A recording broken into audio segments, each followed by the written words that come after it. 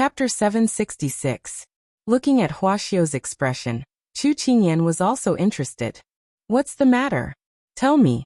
I've been confined to this room recently, and I'm about to get sick. After Chu Qingyan finished speaking, she asked Xining to bring over a small table and prepare some pastries and tea so that the two of them could chat. Xiao didn't keep her guessing and said directly, "Do you remember Miss Huayu?" "How can I not remember? Miss Huayu's beauty is unforgettable, and she's a rare talented woman." Chu Qingyan didn't understand why she mentioned this person, but she still seriously thought about it before replying with a smile. Xiao chuckled. "What I want to say is related to Miss Huayu. She helped us do a lot of publicity. I took the time to treat her to a meal a few days ago to thank her. At the dinner, she learned that you were injured, so she wanted to come and visit you immediately.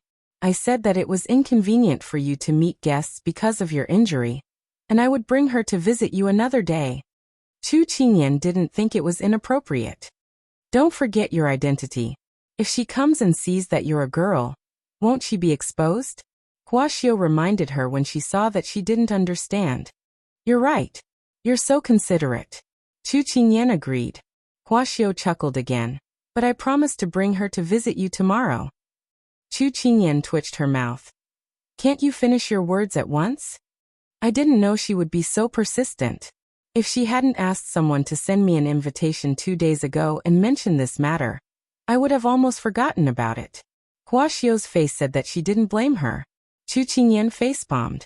There were 2 things about Lady Huayu that left the deepest impression on her. One was her guqin, and the other was the sachet embroidered with multicolored butterflies that she had asked her servants to deliver. The most important thing was not the sachet, but that when she sent it, her vinegar jar bumped into her, causing her to suffer a double loss. "Forget it. You can bring her over tomorrow. She has good intentions. I can't reject the concern of others." She didn't have a problem with Miss Huayu, but she was afraid that she would make Big Ice Cube unhappy again.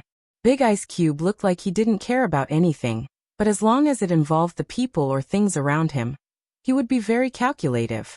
Xiao chuckled. "Qingyan, let me give you a heads up. Huayu seems to be planning to turn over a new leaf. Your performance at the Ming Man building back then seemed to have made her treat you differently. Don't say, oh, she's still a girl. If word of this gets out, it won't be good for her reputation." Chu Qingyan glared at her. "Huayu is bold and won't care about these things. Also, I'm only telling you because I want you to be careful," Huayu said as she bit into the plum blossom cake. Chu Qingyan had a headache. I know. Even food can't stop you from talking. Eat slowly. I know you like these things, so I prepared a lot of Xining." Xiao nodded in satisfaction. Then she asked, "By the way, when I came in just now, I think I saw something fly out of your room? What a big lump." Chu Qingyan's smile froze. Xiao Hai was in the room just now. When she heard the noise, she immediately asked it to go out. She didn't expect it to be discovered. "You must have seen wrongly. It was probably the shadow of the tree outside the window." Xiao rubbed his eyes, pretending to be serious. "Maybe I'm really too busy. I also remembered something. I found that the guards around you seem to be trained. They're different from the usual bodyguards. What's your background?" When she said the last sentence, Xiao's tone became serious. She was smiling, but there was a deep inquiry in her eyes. Chu Qingyan felt the change in her tone and smiled faintly. "What kind of background could I have?" Xiao rubbed her eyes again and smiled. "If you don't want to say, then forget it. Who doesn't have a secret?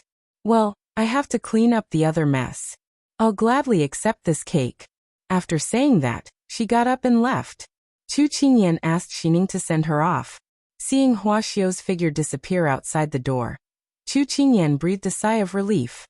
At this time, the gerfalcon, who was hiding under the window, reluctantly got up. It flapped its wings and jumped in. Its face was very unhappy. It was a majestic king. How could it be so shameful? Perhaps because they had been together for a long time. Chu Qingyan and the gerfalcon had a strange connection. She could feel its thoughts and couldn't help but smile. Although Xiao was a wealthy merchant, she was still a commoner. There were many things that she couldn't let her know. However, Chu Qingyan had to admit that Xiao was very sharp. She could sense that her identity wasn't what it appeared to be.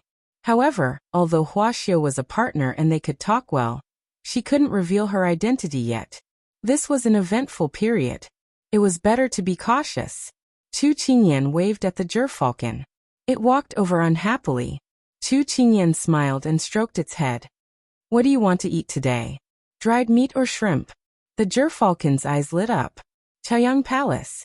Luoyin looked around and smiled. Your Majesty, 9th Miss Chu was betrothed to His Highness by the retired emperor. Although she was young at the time, 5 years have passed. His Highness is now 20 years old. It's time for him to have children. Continue. Empress Liang narrowed her eyes. Although 9th Miss Chu is already 15 years old, she's not of marriageable age yet. His Majesty also hasn't put His Highness's marriage on the agenda yet. It's likely that the wedding date is still up for discussion. However, men of His Highness's age should already have children. To think that His Highness has put in so much effort for the country and the people, yet he's still all alone. This servant's heart aches for His Highness every time this servant thinks about it. Luoyin picked up a handkerchief to wipe the corners of her eyes. Empress Liang understood the meaning behind her words and comforted her. This consort is also very worried about his marriage and children. In the past, people said that he was a jinx and was a jinx to his wife. He's ruined many marriages. But 9th Miss Chu has been perfectly fine ever since the imperial edict was issued. So this servant feels that His Highness has already broken this destiny. Luo Yun's voice was filled with joy. When Empress Liang heard this, she felt that these words touched the bottom of her heart. She couldn't help but smile. You're right.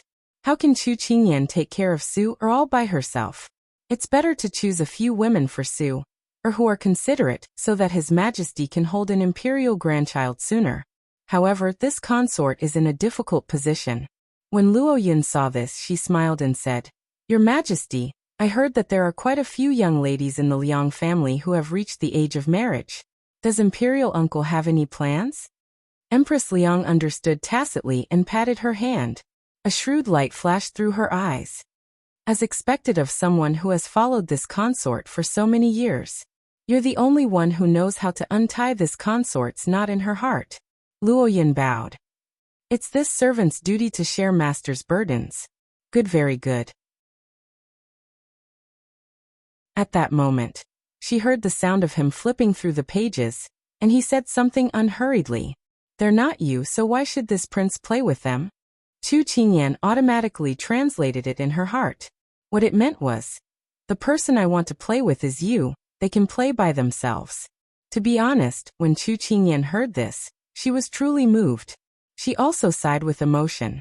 Big Ice Cube's ability to speak words of love was increasing day by day. What made her even happier was that he didn't feel like he was speaking words of love at all. This kind of feeling was too sweet. It's rare to have a chance like this.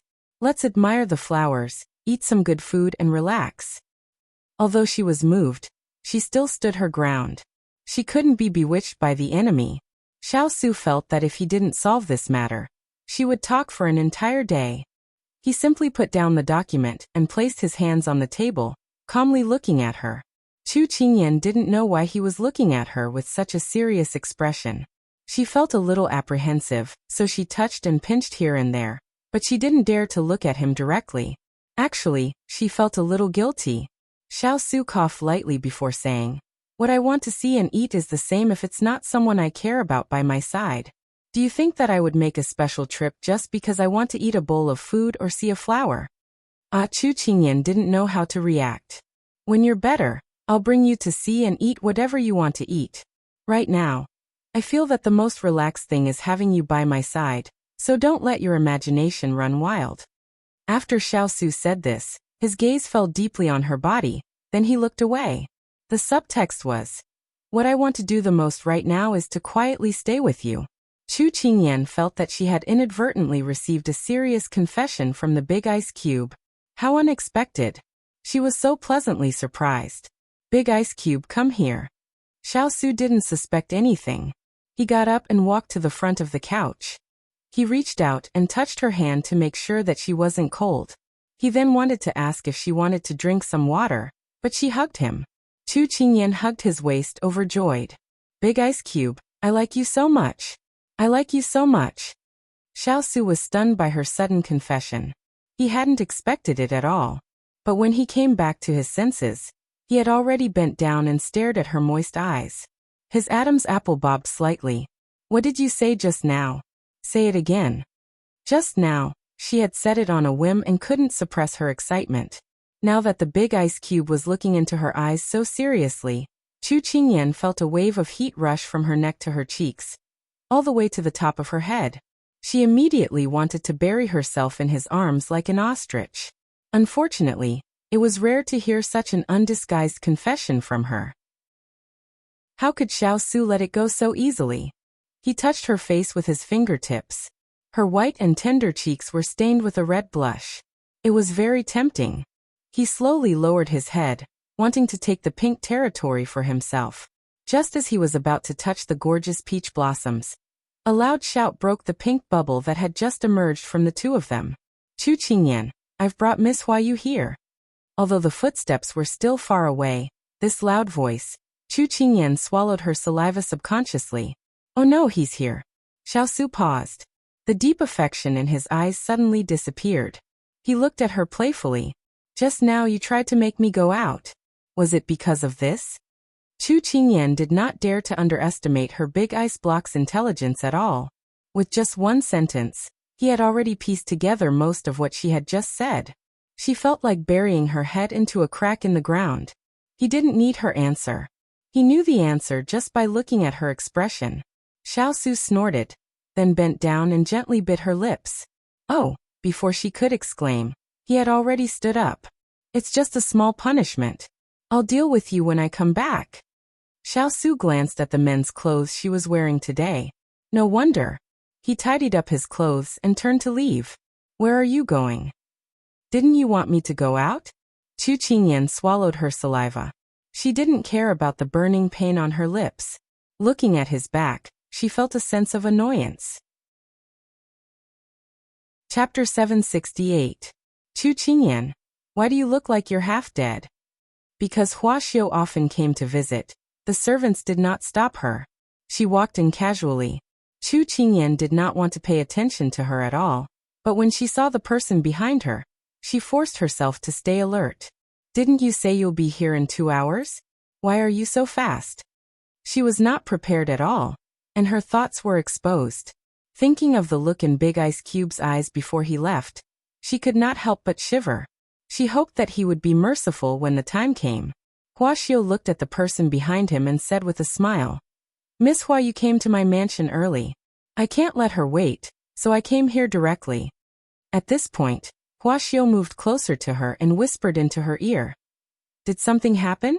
I saw that your husband's face was very gloomy just now, especially towards Huayu. He looked very unfriendly. Huayu, who was ignored by the two of them as soon as she came in, coughed softly when she saw Xiao so close to Chu Qingyan. A strange look flashed across her eyes. Chu Qingyan glared at her, then looked at Huayu, who was standing in the room in a pretty pink dress. She smiled gently. Miss Huayu, I'm sorry to have made you come all the way here. Huayu walked forward with a charming smile on her face. Young Master Chu, you're too polite. Ever since we met last time, Huayu has a lot of admiration and respect for young Master Chu. I've always wanted to find time to discuss the zither with young Master. Unfortunately, young Master is too busy. Later on, I heard that young Master was injured. Huayu's gentle words contained sincere concern, making Chu Qingyan blush with shame at her previous thoughts, especially when Big Ice Cube was jealous of this innocent woman. I've made you worry, Chu Qingyan said gratefully.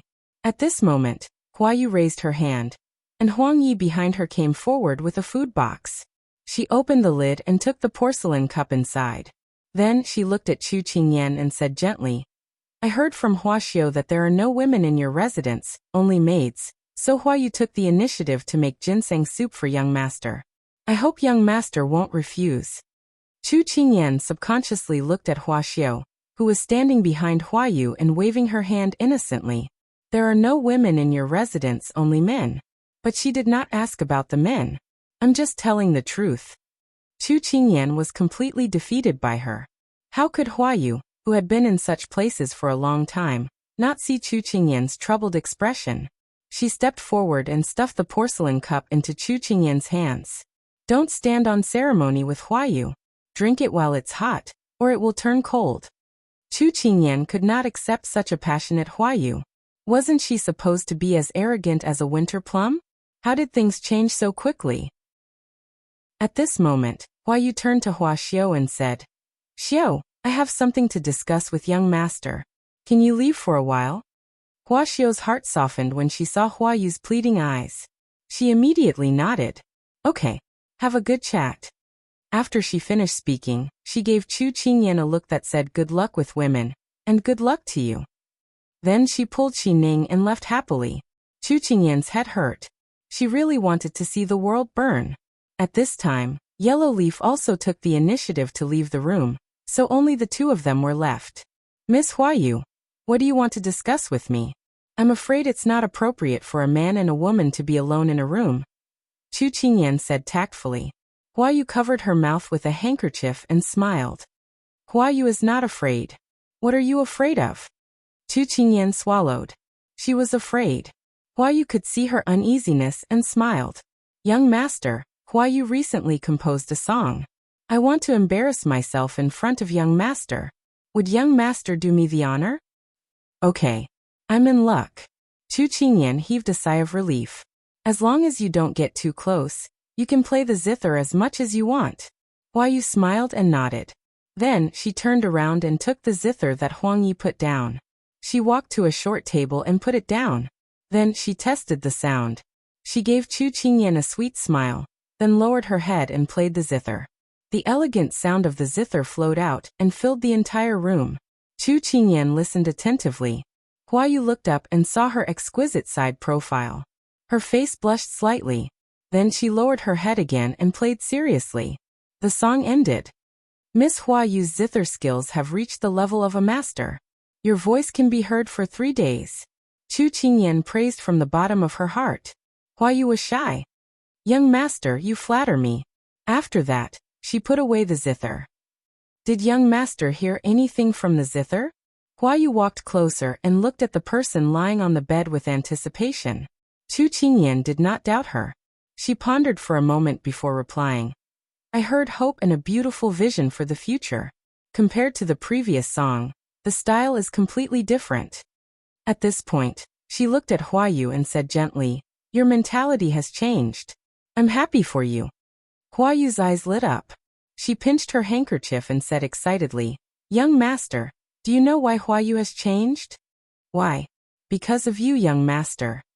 Huayu looked straight into her eyes and said word by word. Me. Chu Qingyan had a bad feeling. Huayu nodded firmly. Then she said shyly, Although Huayu has been in Mingman Pavilion for many years, I've never met someone like young master who can understand Huayu's zither music. A long time ago, Huayu already had the capital to redeem herself. There were also people who wanted to redeem Huayu, but Huayu didn't want to. Because they weren't Huayu's good people. They liked Huayu's appearance, but how long could this happiness last? And Huayu was a weak woman, so she didn't dare to live alone outside. So, Huayu had been waiting for the fated person to appear. At this point, Huayu looked up at her with a burning gaze. Later, the heavens didn't let down those who worked hard. Finally, young master appeared. When Huayu saw young master for the first time, Huayu knew that you were Huayu's good person. Hearing this, Chu Qingyan couldn't even hold the porcelain cup in her hand. Heavens, was this a confession? A confession from a girl? Chu Qingyan was crying in her heart. It was over. She was in big trouble. Young master, do you dislike Huayu? Although Huayu has been in the brothel for many years, Huayu has never served anyone with her beauty. I'm still pure. Huayu said worriedly, her tone careful. Huayu, do you want me to redeem you and find a good place for you? Chu Qingyan tried to persuade her. No, Huayu wants to stay by young master's side and serve young master for the rest of my life. Huayu lowered her head. Her tone was shy, and her expression was pleasant. But at this moment, Chu Qingyan was crying in her heart. Chapter 769. At this moment, on a small road in Jiangnan, Quoling, Turin, and the others followed behind their master and looked at each other. They couldn't understand why their master was suddenly in the mood to come out and play. Logically speaking, their master would only act like a normal person when the little princess consort was present. Now that he was acting so strangely, they were a bit confused. Quoling was an impatient person and couldn't help but ask, "Master, where are we going?" Ian said that the peach blossoms in Jiangnan have bloomed. "This prince will take you to see them," Xiao replied indifferently. Quoling swallowed and exchanged glances with Turin. There was really something wrong with their master today. But when they arrived at the peach blossom forest, Xiao picked 2 peach blossoms and prepared to leave. Turin asked in surprise, "Master, aren't we going to admire the flowers? Do you think it's more interesting to look at the sword manual or admire the flowers?" Xiao asked indifferently. "Of course it's the sword manual. Then why did you bring us here?" Even the smart Turin couldn't understand his master's meaning. Xiao glanced at the peach blossoms. "Do you have any objections to this prince's orders?" Turin and Holing immediately shook their heads. The group walked quickly to the tofu pudding stall. "Dear customers, what flavor do you want?" When the old woman saw so many people, she was shocked. But when she saw that they were only looking at her tofu pudding, she immediately beamed and asked enthusiastically, "What flavors do you have?" Xiao didn't expect tofu pudding to have different flavors and was a bit depressed. "We have sweet, salty, slightly spicy." Before the old woman finished speaking, Xiao directly said, "1 bowl of each." After the old woman finished packing, Xiao had someone carry it and turned to leave. Quoling and Turin stared at the tofu pudding in their hands, dumbfounded. Several question marks floated above their heads. He said he would bring them to eat delicious food. This master was lying. Xiao, who was walking in front, breathed a sigh of relief. Finally, he got what the little fellow liked to see and eat. He could go home now. There was an important guest in Chaoyang Palace today. "Third brother, try this new spring tea." Empress Liang called out. Liang Bai took the tea from the palace maid and thanked her. He took a sip and was pleasantly surprised. "These tea leaves were brought back from the neighboring country a few days ago, right? They taste really good." Empress Liang nodded. The emperor rewarded Chaoyang Palace. "Third brother came at the right time today." Hearing this, Liang Bai said, "It seems that His Majesty still cares a lot about the Empress." When Empress Liang heard this, her expression changed slightly.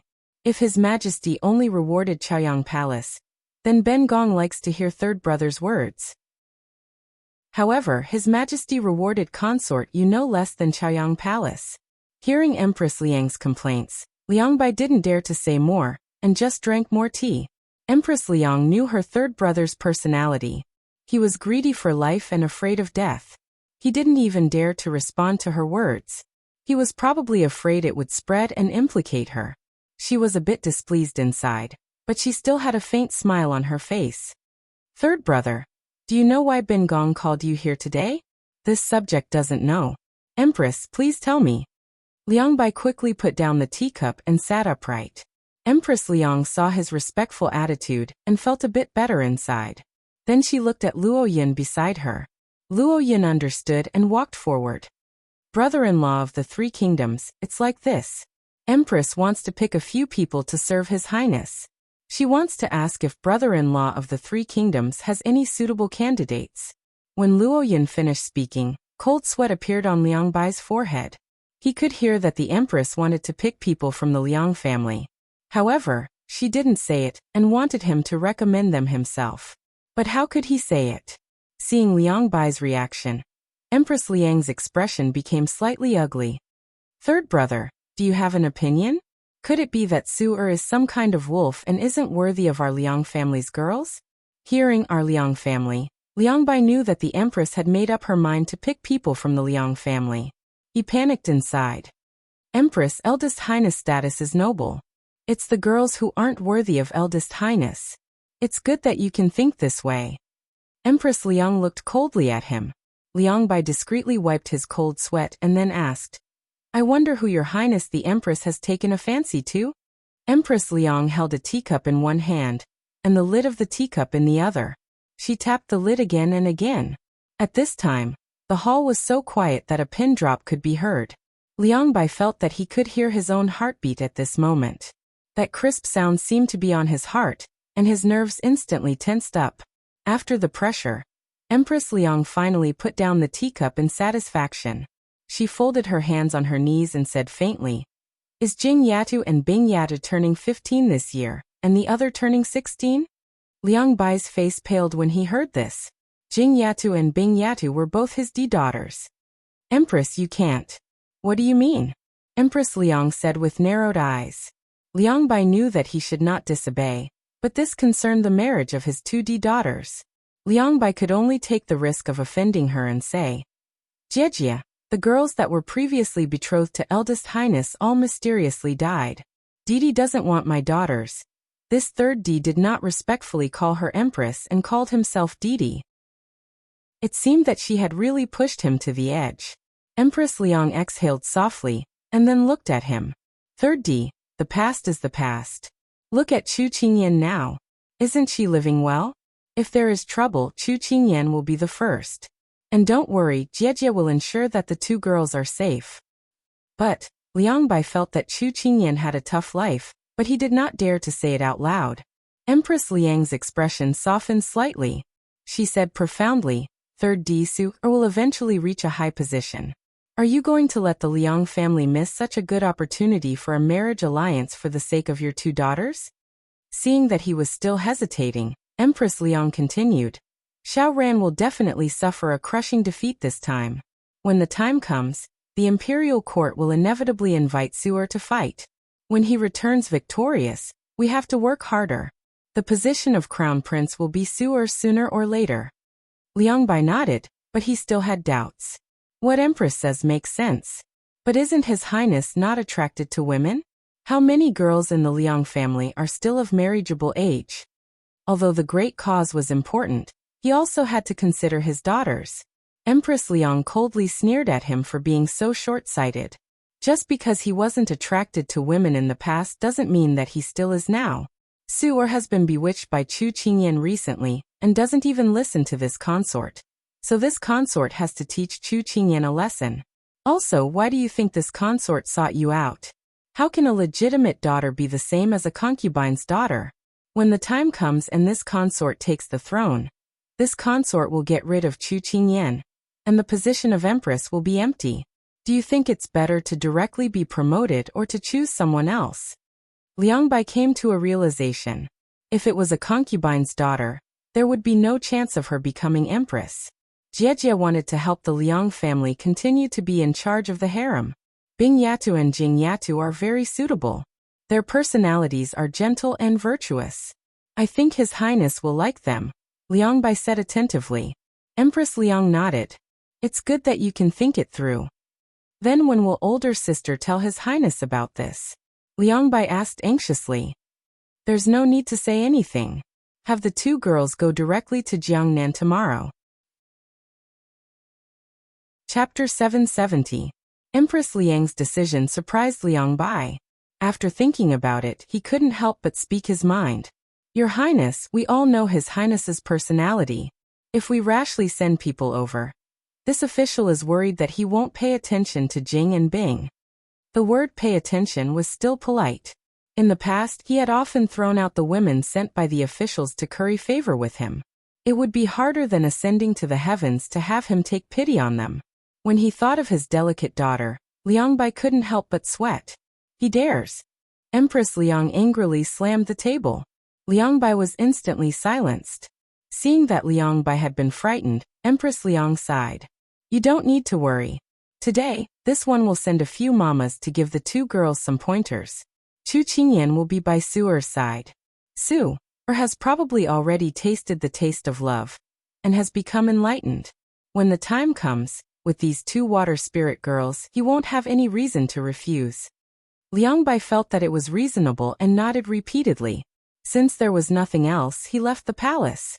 When only Empress Liang and her servants were left in the hall, Luo Yin gave a thumbs up and praised. The Empress truly has a good plan. The two misses are pure and clean, so they'll definitely be able to enter His Highness's eyes. Moreover, the The mamas we'll send will probably be able to suppress Chu Qingyan's arrogance. When the time comes, His Highness will lose interest in her. Wouldn't it be easy to get rid of her? It's still you who understands this consort. Aside from Chu Qingyan, when the time comes, if the Liang family's girls are pregnant, whether it's Su, or leading the troops on an expedition or returning victorious, they'll be able to help the Liang family rise. When it comes to this consort's generation, the Liang family will definitely continue. Her phoenix eyes narrowed as a cold light flashed. It was already lunchtime. When Xiao Su stepped into the room, he saw the little fellow in a daze. He's gone? Hearing his voice, Chu Qingyan immediately collected her emotions and blinked as she looked towards him. He's back so soon? Fast? Don't tell me you want me to wander around outside? Xiao Su stood in front of her with his hands behind his back, his tone threatening. Chu Qingyan immediately changed the topic, not looking at him. What are you holding in your hand? Why are you carrying it behind your back? Xiao Su knew her temperament. He smiled and took out the things hidden behind his back. A peach blossom and a large pile of tofu pudding. You? Chu Qingyan was pleasantly surprised. I picked it for you when I was looking at the peach blossoms. This is for you. It's still warm. Eat it while it's hot. Xiao Su glanced at the untouched ginseng soup on the table and gave her a cold look. Before he entered the house, he had already asked Xining about Huayu. He basically knew that Huayu had come with Huayu in her sleeves. She wanted to bribe his little girl with a bowl of ginseng soup? Hee, how could she compare to his years of captivity? She was overestimating herself. Chu Qingyan first took the pink peach blossom branch and happily touched the petals on it. After playing with it, she reluctantly put it to the side. She hadn't gone out to play in a long time. She missed the flowers and trees outside too much. Then she looked at the 4 or 5 small boxes on the table and was a bit stunned. So many? I only need one. Saying this, she picked a flavor and opened it. The steam rose and the fragrance filled the air, making her want to eat. At this time, Xiao Su called Hualing over and had him take the remaining 4 boxes to distribute to his brothers. Hualing wanted to beat his chest and stamp his feet when he heard this. So His Highness had taken them out for a walk for the little princess. Knowing the truth, they wanted to cry. Drinking a mouthful of the hot soup, Chu Qingyan's eyes instantly lit up. It's delicious. Big Ice Cube, have a bite too. Saying this, she didn't even think as she scooped a spoonful and handed it over. Xiao Su obediently lowered his head and took it. When the other side finished eating, Chu Qingyan finally remembered a certain person's serious misophobia. She had eaten that spoon before. Xiao Su seemed to have seen through her thoughts. He used his finger to wipe the stain at the corner of her mouth and suddenly said, "Didn't I eat your saliva this morning?" When he said this, his finger carelessly brushed over her lips. Chu Qingyan's face instantly turned red. Because she remembered that bite from this morning. What saliva? Can you not say that, Big Ice Cube? Chu Qingyan was ashamed and angry. Ever since she said it, Big Ice Cube had turned into a black-bellied wolf. Paired with this face that angered both men and gods, it made people unable to control themselves. She began to miss the cold and noble Big Ice Cube when they first met. She really wasn't possessed by a love-struck fool. Xiao Su looked at the tofu pudding in her bowl seriously. In the end, Chu Qingyan could only let go of the conflict in her heart and scooped another spoonful for him. She remembered that Big Ice Cube never liked to use other people's help to do things, such as food and clothing. But just now, she understood what he was hinting at with his eyes. Hence, at this moment he and she finished this bowl of tofu pudding one mouthful at a time. After eating, Xiao Su patted her head and said, "This is just to fill your stomach. I'll specially instruct the kitchen to cook your favorite radish for the main meal later." Chu Qingyan's hand trembled. "This is clearly your favorite radish for me to eat." Time passed quickly, just like the sand on one's fingertips, slipping through the gaps between one's fingers little by little. During this period of time, Chu Qingyan continued to lie on the bed and mold. When she had nothing to do, she would draw and draw. She would write down her business methods and philosophy and then send it to Wuxia for her to put into action. After the poisoning and allergy farce last time, Chu Qingyan and Wuxia increased their efforts to integrate the sales channels. They tried their best not to give people a chance to take advantage of them, so the continuation of the product led a stable life for a period of time. They also opened up the market in Jiangnan and attracted people from other regions to buy from them. But because the quantity was limited, the supply from Lianqing had not arrived yet. They still carried out hunger marketing, but the results were unexpected. Although she couldn't go out, Chu Qingyan had a new entertainment project. She watched Xiao and the glutinous rice balls fight every day, watched Big Ice Cube get jealous of them, and occasionally watched her father play happily with them. 2 months passed just like that. Chu Qingyan calculated the time. Yan Luo and the others would return with the products in 2 days. She had almost recovered and could go to the docks to welcome them when the time came. She was a little excited at the thought of it. On this day, Xiao hurriedly entered the door. Chu Qingyan was doing stretching exercises to strengthen her muscles and bones. When she saw her, she couldn't help but smile. It's so early in the morning. What's wrong? Qingyan, something bad has happened. What happened? Chu Qingyan closed her legs and put away her hands. She looked at her with a puzzled expression. A lot of soldiers suddenly stationed at the docks today. They want to check the ships coming in and out. What does this have to do with us? You don't know. Once a ship docks at the docks, it will be stopped by the soldiers. They won't let it go until 7 or 8 days later. Our ship will arrive tomorrow. If it's stopped, we won't be able to meet the delivery date that we've calculated. We won't be able to deliver the goods that we ordered previously. We'll have to pay for the breach of contract. Chapter 771. Chu Qingyan was stunned, but she quickly understood what Xiao meant. The continuation products were selling very well, but there were too few of them, and the supply could not meet the demand. Therefore, she proposed a pre-order plan and informed the customer to pick up the goods. There was a rough delivery time in the agreement, because they had calculated the time the cargo ship would arrive in Jiangnan, and informed the customer. However, if the ship was detained this time, they would not be able to deliver the goods on time. It would be a breach of contract and cause them to suffer losses. Chu Qingyan was starting to get impatient as well. Why are there suddenly soldiers searching the area? What happened? Xiao shook her head in annoyance. I'm not sure. The news just spread today. If it weren't for the storm a few days ago, Yan Luo and the others would have arrived today. This is a little tricky. Chu Qingyan frowned. We can only wait for the ship to arrive and see what's going on. Xiao nodded, but she didn't think so in her heart. She had seen Lin Fengyi's iron fist many times. To be able to send troops unexpectedly, something big must have happened. Since that was the case, once the ship arrived, they would go through the normal procedure. They wouldn't give anyone face at all. Even if you were a king or a member of the royal family, he would treat you all the same.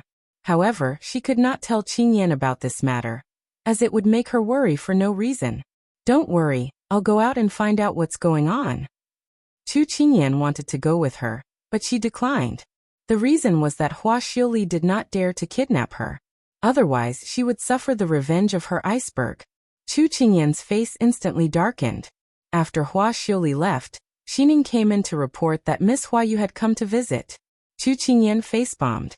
Huayu was really persistent.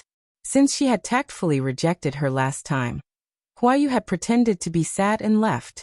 While she was blaming herself for hurting a girl's heart, Huayu began to visit her every 2 to 3 days. Every time, she would bring supplements, self-made clothes and other things. Every time on the surface, she had to insist on using all kinds of methods to decline, turn around, and appease the jealous person behind her. As a result, whenever she heard the words flower moon, she would feel goosebumps all over her body. I won't see him. Just tell him I'm going out. Chu Qingyan quickly changed her clothes, tied up her long hair, and turned to leave. Xining hurriedly caught up with him. Master, Miss Huayu is coming here. You will meet her. Chu Qingyan gave her a handsome look. Who said I was going to go through the front door? Jin Xian, climb over the wall and follow me. Xining watched as her handsome master rolled up his sleeves and slipped away over the wall. Xiao observed his expression and said, Our cargo ship may arrive at the dock the day after tomorrow. I want you to make an exception and let it go, okay? Lin Fengyi refused righteously. No, everything has to be done according to the rules. What? You? Xiao exploded in anger. So unreasonable. I have something urgent to do. I'll leave first. He did not have time to waste with her, and wanted to leave. Before she could finish speaking, the person in question wanted to leave. How could she let him go? Without thinking, she grabbed his arm. You can't do this. This concerns our supply and reputation. After speaking, Xiaoli was afraid that he would shake her off and immediately went forward to hug his arm. Lin Fengyi did not have time to react before she hugged him tightly. This was the first time he had been so close to a woman. Even though he had bumped into her when he was eating outside in the past 2 months, and they had often shared a table to eat, he had never been so close to her. Although he didn't dislike this feeling in public, he couldn't help but pull his hand out of her embrace. What are you doing? Hearing his cold snort, Xiaoli's face stiffened. Then she felt sad and indignant. She thought that they could build a friendly relationship after calling each other brothers. Who knew that he would change his attitude so quickly? Seeing that she did not speak and looked hurt, Lin Fengyi was stunned. He then looked at the officials waiting in front and said, "Wait for me to come back." Who would wait for you to come back? Xiaoli wanted to bite him to death. Chapter 772. Chu Qingyan climbed over the wall, not knowing where she was going. But after being cooped up for several days, she was finally able to come out and breathe the outside air. For Chu Qingyan, where she was going was no longer important. Jean Xian, let's walk around. Saying this, she casually chose a direction and started walking. Although Jean Xian's injuries were more serious than his master's, his body was still stronger than hers. After recuperating for half a month, he was already able to walk and was full of energy. Hearing his master's words, Jean Xian expressed that he had no objection, but he still remembered to remind her. Master, although His Highness is not in the mansion, but before he left, he said that you must return home before it gets dark. Chu Qingyan had just taken a step when she almost sprained her ankle. This stinky ice cube, every time he could guess her thoughts. Even when she was going out today, there was really no one else like him. I know. She was not a child. He was so strict. Although they felt that His Highness was very strict with their master. But even the subordinates could feel His Highness's deep affection for their master. In the past, they were somewhat afraid of His Highness, but now they understood that as long as they did not go against him, and did not hurt their master, His Highness was not difficult to get along with. Of course, the premise was that they were the people by their master's side, otherwise His Highness would not put them in his eyes. The so-called love me, love my dog. Therefore, His Highness would also pay more attention to them. For example, when he was injured some time ago, His Highness ordered Ethereal to prepare a lot of good tonics for him to eat. Jean Xian looked at his master who was leisurely strolling in front of him and smiled slightly. He did not regret following Chu Qingyan.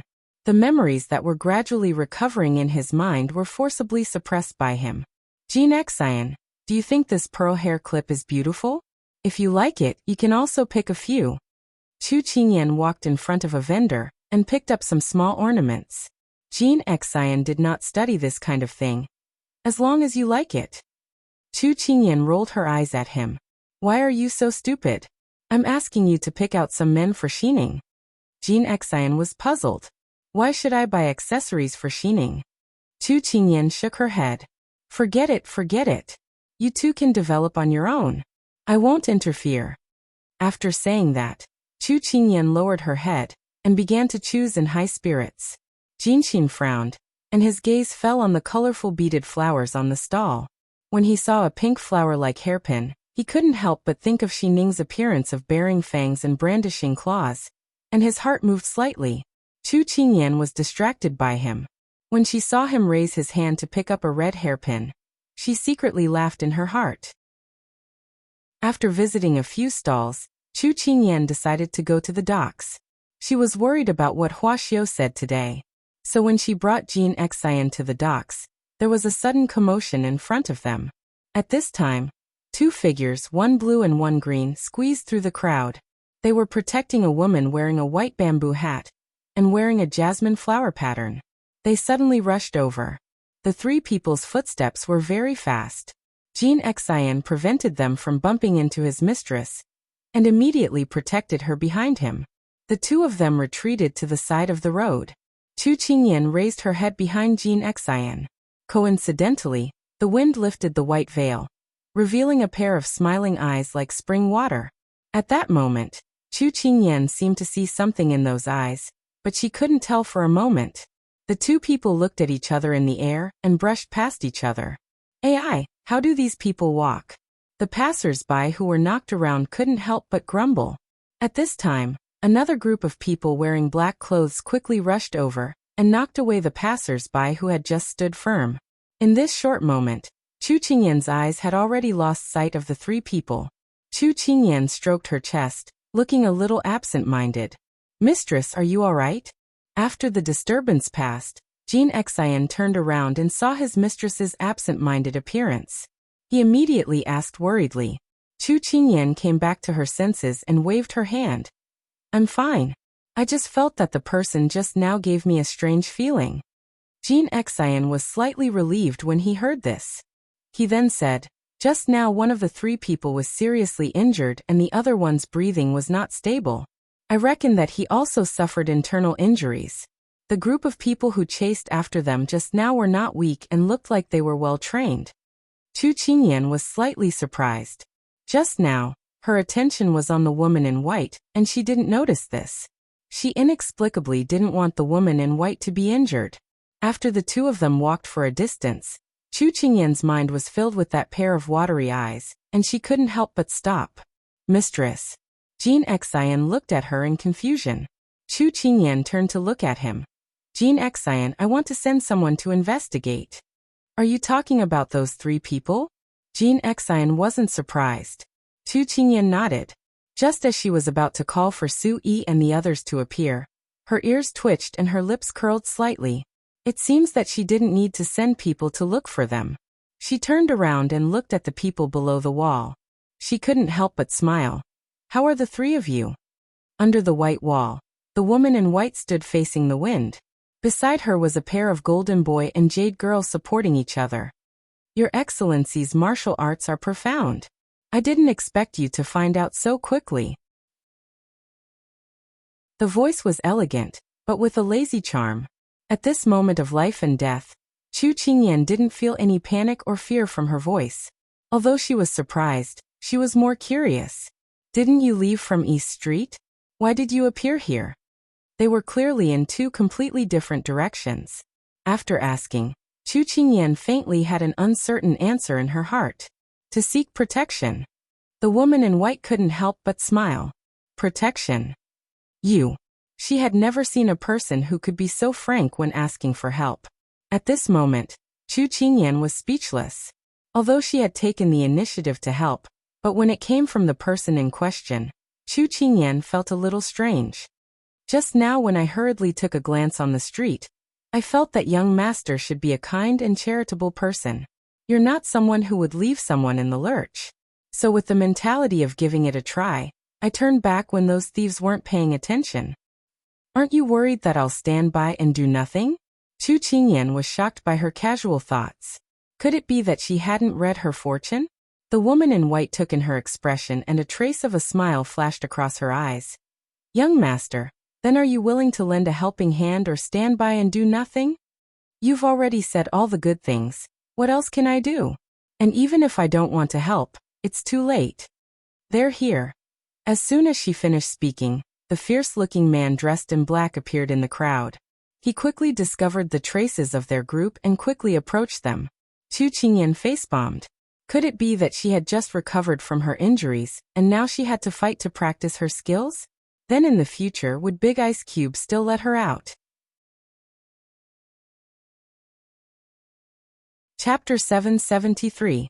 Because this was a main road, those people quickly closed in and Chu Qingyan and the rest were forced to retreat into a nearby alley. Although this alley wasn't small, the houses were dilapidated and desolate.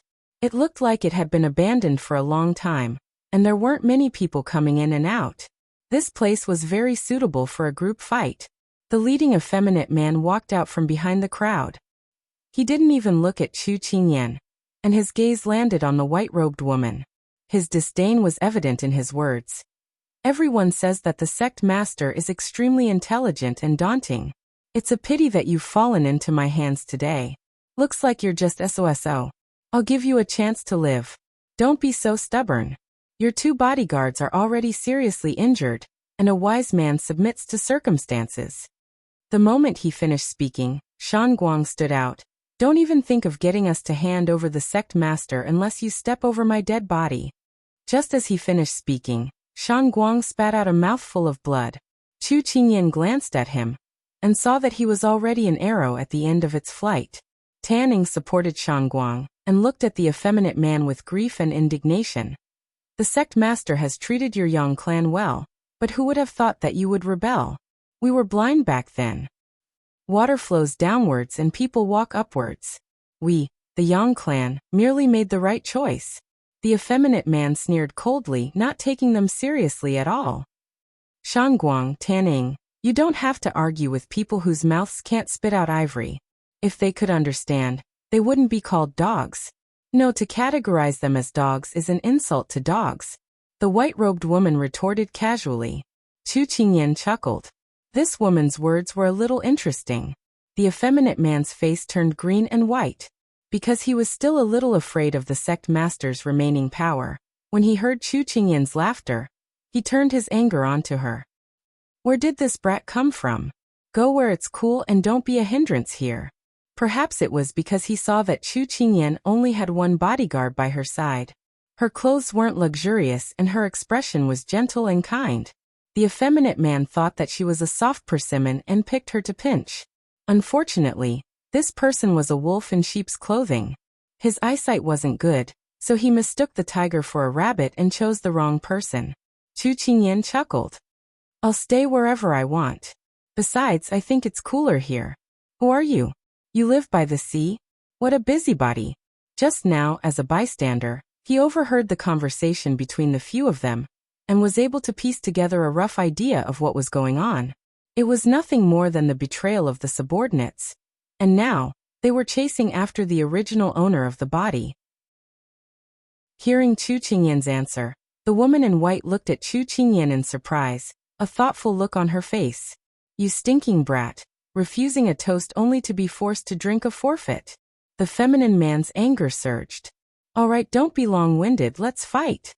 Chu Qingyan waved her hand indifferently, not wanting to pay attention to him.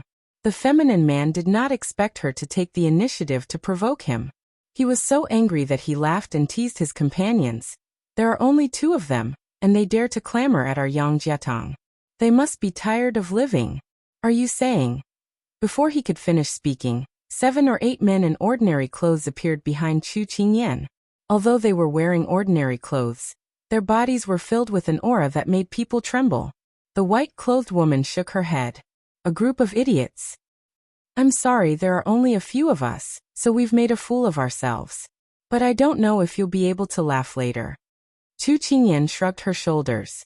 The feminine man's face was very ugly. Although the other side had fewer people than them, their aura was a head above theirs. He could not hold it in any longer. Teach them a lesson for me. Su Yi and the others were already itching for a fight when they were provoking their master. At this time they could not hold it in any longer. When they heard their master's order, they went up to meet them. In an instant, the weapons clashed and the sword flashed. The situation was undoubtedly one-sided. The battle strength of the Jiangnan fierce cavalry could completely crush them. Chu Qingyan stood to the side and nodded in satisfaction. Since the last time the Jiangnan fierce cavalry took the initiative to stay by her side, she let Sui go to Shuba to be her shadow guard. She also knew that they had not fought for a long time, so she let them out to practice. The feminine man did not expect that they were just used as targets for Chu Qingyan's practice. The white-clothed woman on the side looked at the chaotic battle and narrowed her eyes. Although Yang Jiatong was not her direct disciple, his martial arts were not weak in Lan manner. But now he was being easily suppressed. She would be lying if she said she was not shocked. When she passed by Chu Qingyan, she could feel that this person's martial arts were not weak. She also had a shadow guard by her side. She just came to try her luck and asked for help. She did not expect this person to be so strong. Master, Sichuan is really a place with hidden dragons and crouching tigers. Even in Jiangnan, there is such a strong person. Tanning supported Shangguang, and her eyes did not leave the battle in front of her. The person beside the young master was actually not inferior to Lan Manor's #1 guard. This is really surprising. The white-clothed woman nodded lightly. Just as the two of them were talking, a group of people suddenly came. The person in the lead had a zombie face.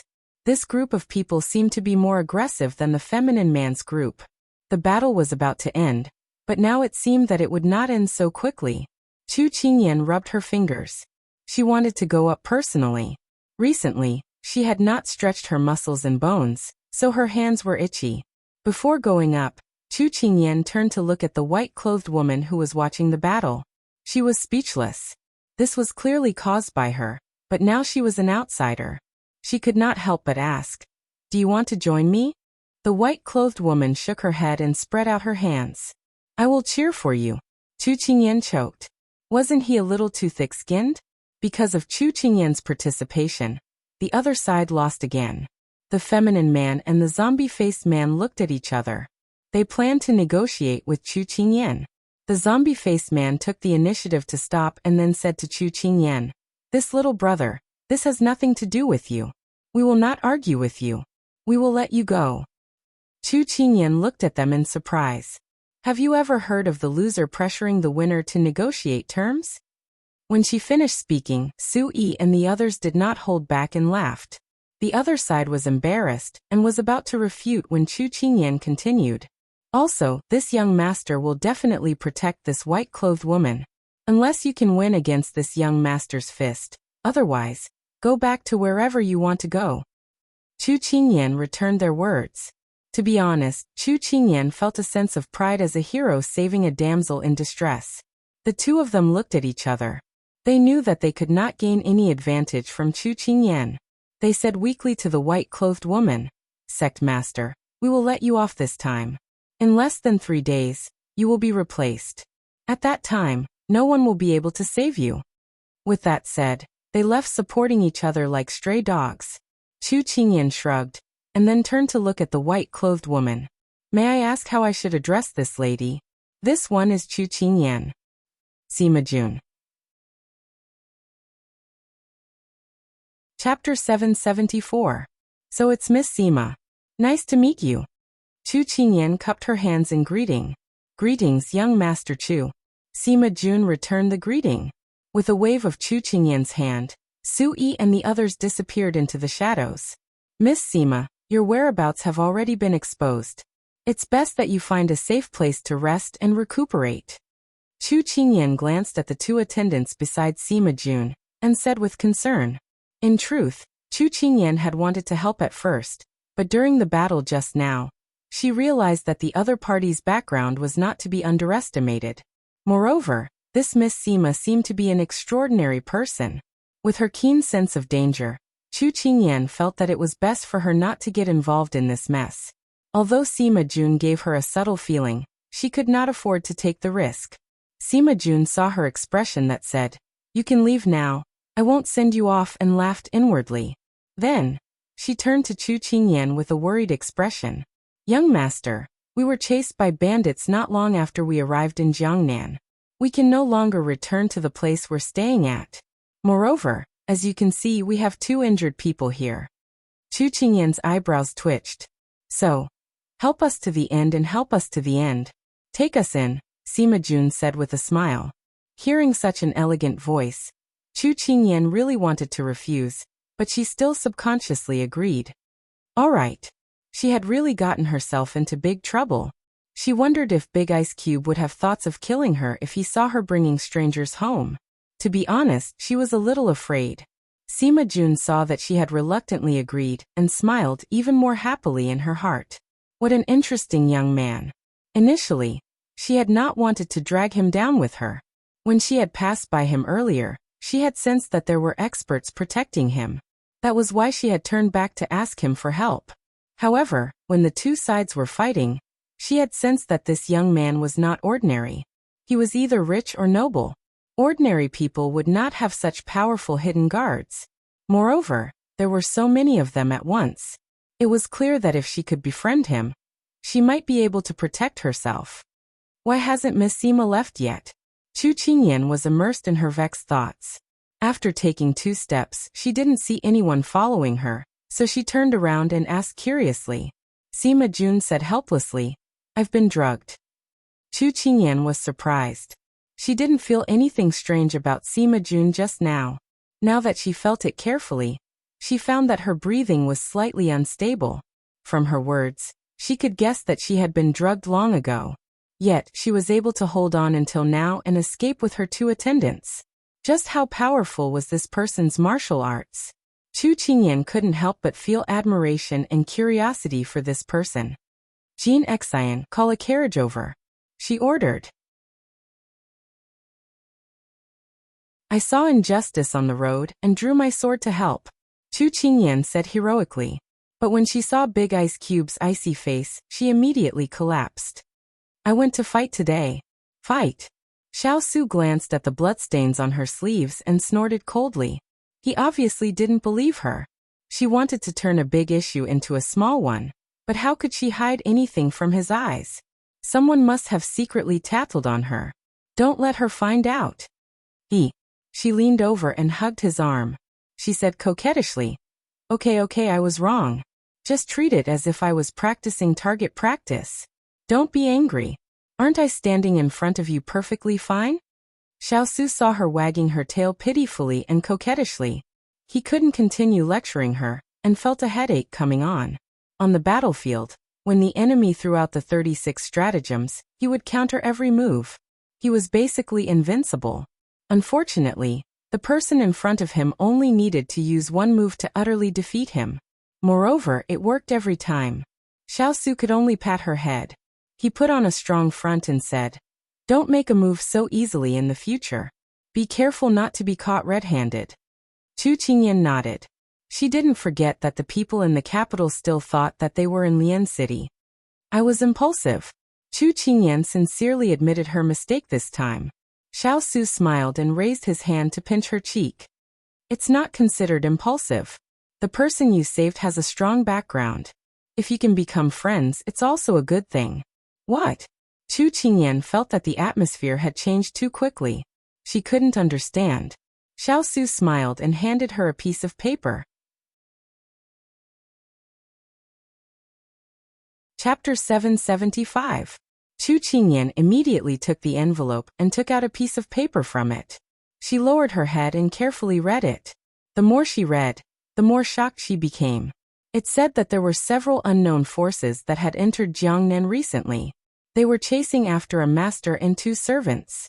Some of these people came from other countries, while others came from their own country. The results of the investigation were that these people were most likely from the mysterious Lan Zhuang organization. Lan Zhuang? These 2 words were very familiar. Chu Qingyan thought for a bit before realizing. Wasn't this the underground Lan Zhuang that Dong Ting had brought her to look for herbs? Originally, I didn't take this matter to heart, but they made a lot of noise and didn't put Xixian's government in their eyes. That's why I had Hualing investigate in private. This is the news I just received today. Xiao Su explained and nodded at her meaningfully after he finished speaking. Chu Qingyan immediately understood what was going on. Combining what the other party had said during the battle earlier, as well as what Sima Jun and his servant had said, she quickly guessed that the people mentioned in the letter were most likely Sima Jun and the others. Big Ice Cube, did I cause trouble for you? If there were other forces involved, and they had such a strong background, she was a bit worried that she would cause trouble for him. Hearing this, Xiao Su's gentle face suddenly became solemn. He withdrew his hand and placed it behind his back, his gaze deeply falling on her body. Ian, you don't have to keep thinking that you're causing trouble for me. I'd rather you do things boldly and don't restrict yourself. All these years, she had devoted herself wholeheartedly to him, and did everything with him as the starting point. Girls of her age were all bold and reckless and were pampered like a treasure in the palm of others. However, she seemed to be more mature than others since a long time ago. He wanted her to be livelier and more unbridled. Big Ice Chu Qingyan looked up at him.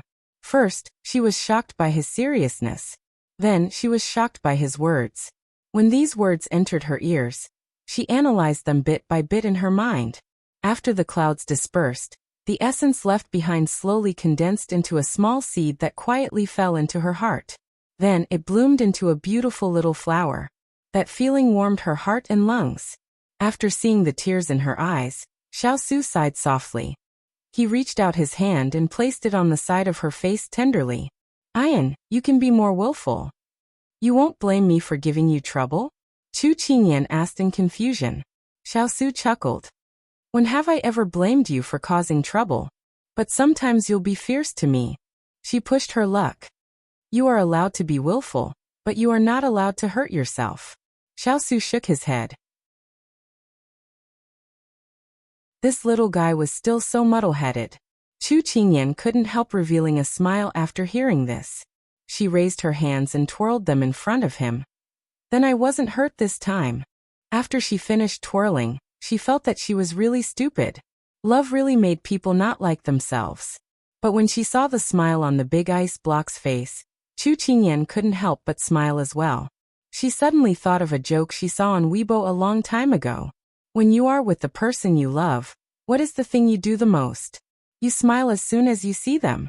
Now that she experienced it herself, she finally agreed with it. When Chu Qingyan came out after changing into a clean set of clothes, Xiao was no longer in the room. However, she heard some small sounds coming from outside the door, so she walked out. Xiao was currently talking to Hualing in the yard, so he was a bit distracted in the room. When he saw her come out, he waved his hand at her. Chu Qingyan skipped over. Hualing nodded at her and continued speaking. The Lu family's ship was used as a cover. Official Lin just sent a message saying that the real salt ship hasn't been found yet. And send a few people to help Feng Yi. We can't let those people get away with it. Xiao said in a deep voice. Yes. Hualing replied and retreated. Chu Qingyan stood on the side and listened without interrupting. After Hualing left, she couldn't wait to ask, Big Ice Block, is Official Lin's sudden inspection of the docks related to the smuggling of official salt? Xiao nodded. The number of officials involved this time is far more than the previous times, so Feng Yi attaches great importance to it. Chu Qingyan suddenly understood. No wonder Xiuli told me that our cargo ship is likely to be detained. Yanlua will be back the day after tomorrow. What should we do? Can I go through the back door? The person in front of him looked at him with eager eyes. Xiao couldn't help but chuckle. You can go through the back door, but you still shouldn't take the initiative to show up. Why? Did he agree or not? Chu Qingyan was confused. Don't you still have an ally, Huaxiuli? Xiao deliberately mystified her. Chu Qingyan recalled that Huaxiuli and Lin Feng Yi didn't like each other. She felt uncertain. Do you think that if Huaxiuli shows up, it won't make things more chaotic? Xiao shook his head and slowly walked forward. Chu Qingyan immediately followed, anxiously waiting for his response. After keeping her in suspense for a while, Xiao finally spoke. In the 2 months that you've been staying in the residence, the young master of the Hua family often bumped into Feng Yi. It's become a common occurrence for them to chat over meals. In the many years that I've known him, except for official business, Feng Yi rarely eats at the same table with outsiders. So, do you think the relationship between them is business? If it's not official business, then it must be a private matter. Chu Qingyan casually replied, but after she said it, she seemed to have grasped the truth. Her eyes widened. When did their relationship become so good? It's better to squash enmity rather than keep it alive. Or perhaps no discord, no concord. Xiao commented with interest. He recalled that when he heard about their relationship, he had inadvertently asked Feng Yi about it. Unexpectedly, his reaction was unexpected. It seemed that there was something fishy going on. Chu Qingyan chuckled. That's good. If Huaxiuli can settle official Lin, then it'll be beneficial for our business. Xiao chuckled. Not necessarily. Who knows, maybe the first one to be destroyed would be her. Chu Qingyan was shocked. Then it's better not to be so close. Xiao patted her head and smiled without saying anything. At this moment, Jean Xian came to report. Miss Sima has woken up and wants to see Master. Chu Qingyan responded, and was about to leave when her wrist was circled by a force. She turned back to look at him in confusion. She only heard him say, "It's fine to make friends, but if you dare to attract any more suitors." The latter half of his words were concealed in a cold snort. Chu Qingyan shuddered and immediately raised her hand to guarantee. "Don't worry, I definitely won't." Hearing that she wanted to, Xiao was satisfied and let her go. When Chu Qingyan turned around, she sighed lightly. This big vinegar jar, didn't he just tell her to be more willful? But on this matter, the big ice cube was rather persistent and jealous. After Chu Qingyan left, Turin hurried over with a secret report.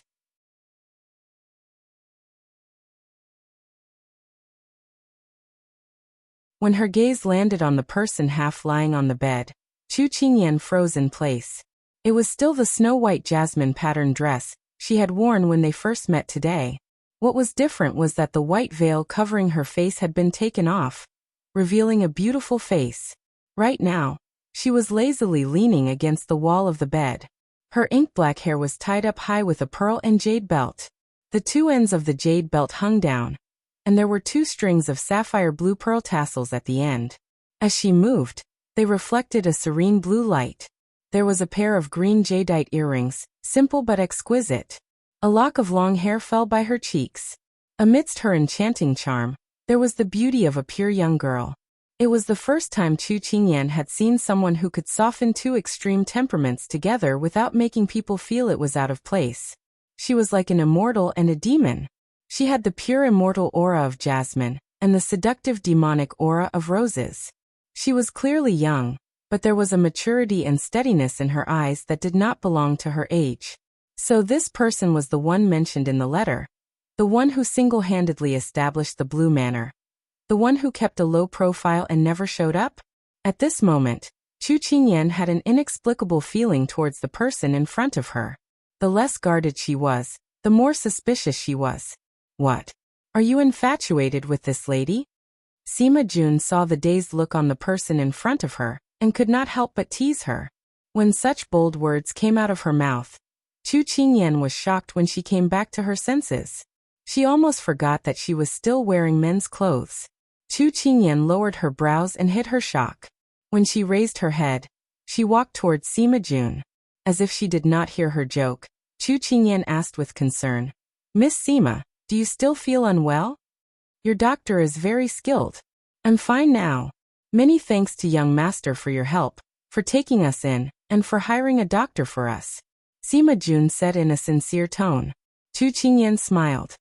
"It was fate that brought us together. This humble one did not do much. Miss Sima need not take it to heart. You should focus on recuperating. Meeting young Master Chu is my fortune." Sima Jun smiled again. A beauty's smile was better than flowers blooming in spring. Chu Qingyan almost could not regain her senses. "Miss Sima, although it is not appropriate to ask about your private affairs, after today's incident, this humble one is a little worried for you. Who did you offend to be hunted down like this?" She had a guess in her heart. It was nothing more than a betrayal. Someone wanted to take advantage of the situation to climb up the ranks. But she wanted to hear her explanation, and then use it to judge whether she should intervene. The big ice cube's words made her ponder deeply.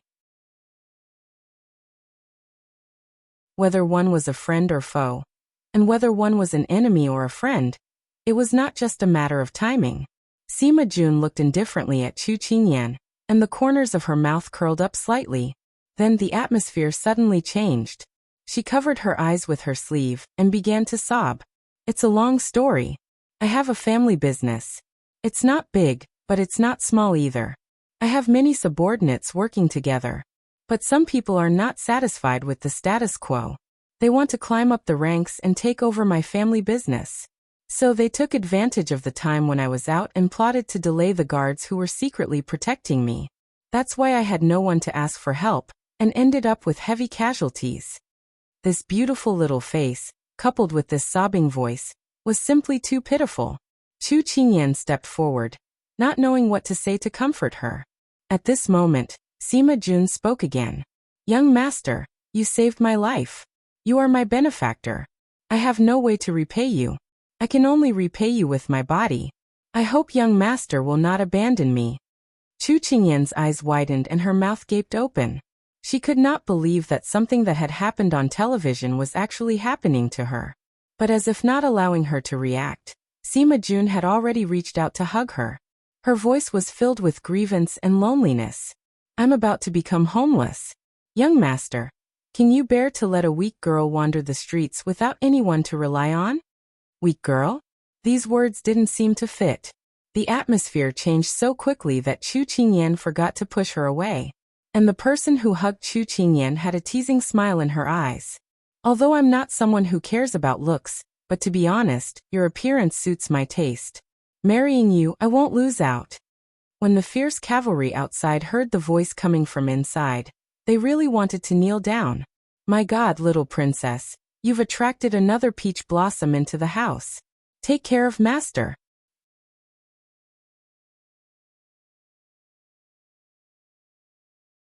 Chapter 777. Chu Qingyan took a deep breath as she placed her hands on Gu Ruoyun's shoulders and pushed her away. Miss, please have some self-respect. When Sima Jun heard this, she really wanted to laugh, but she was afraid of angering her, so she suppressed it in her heart.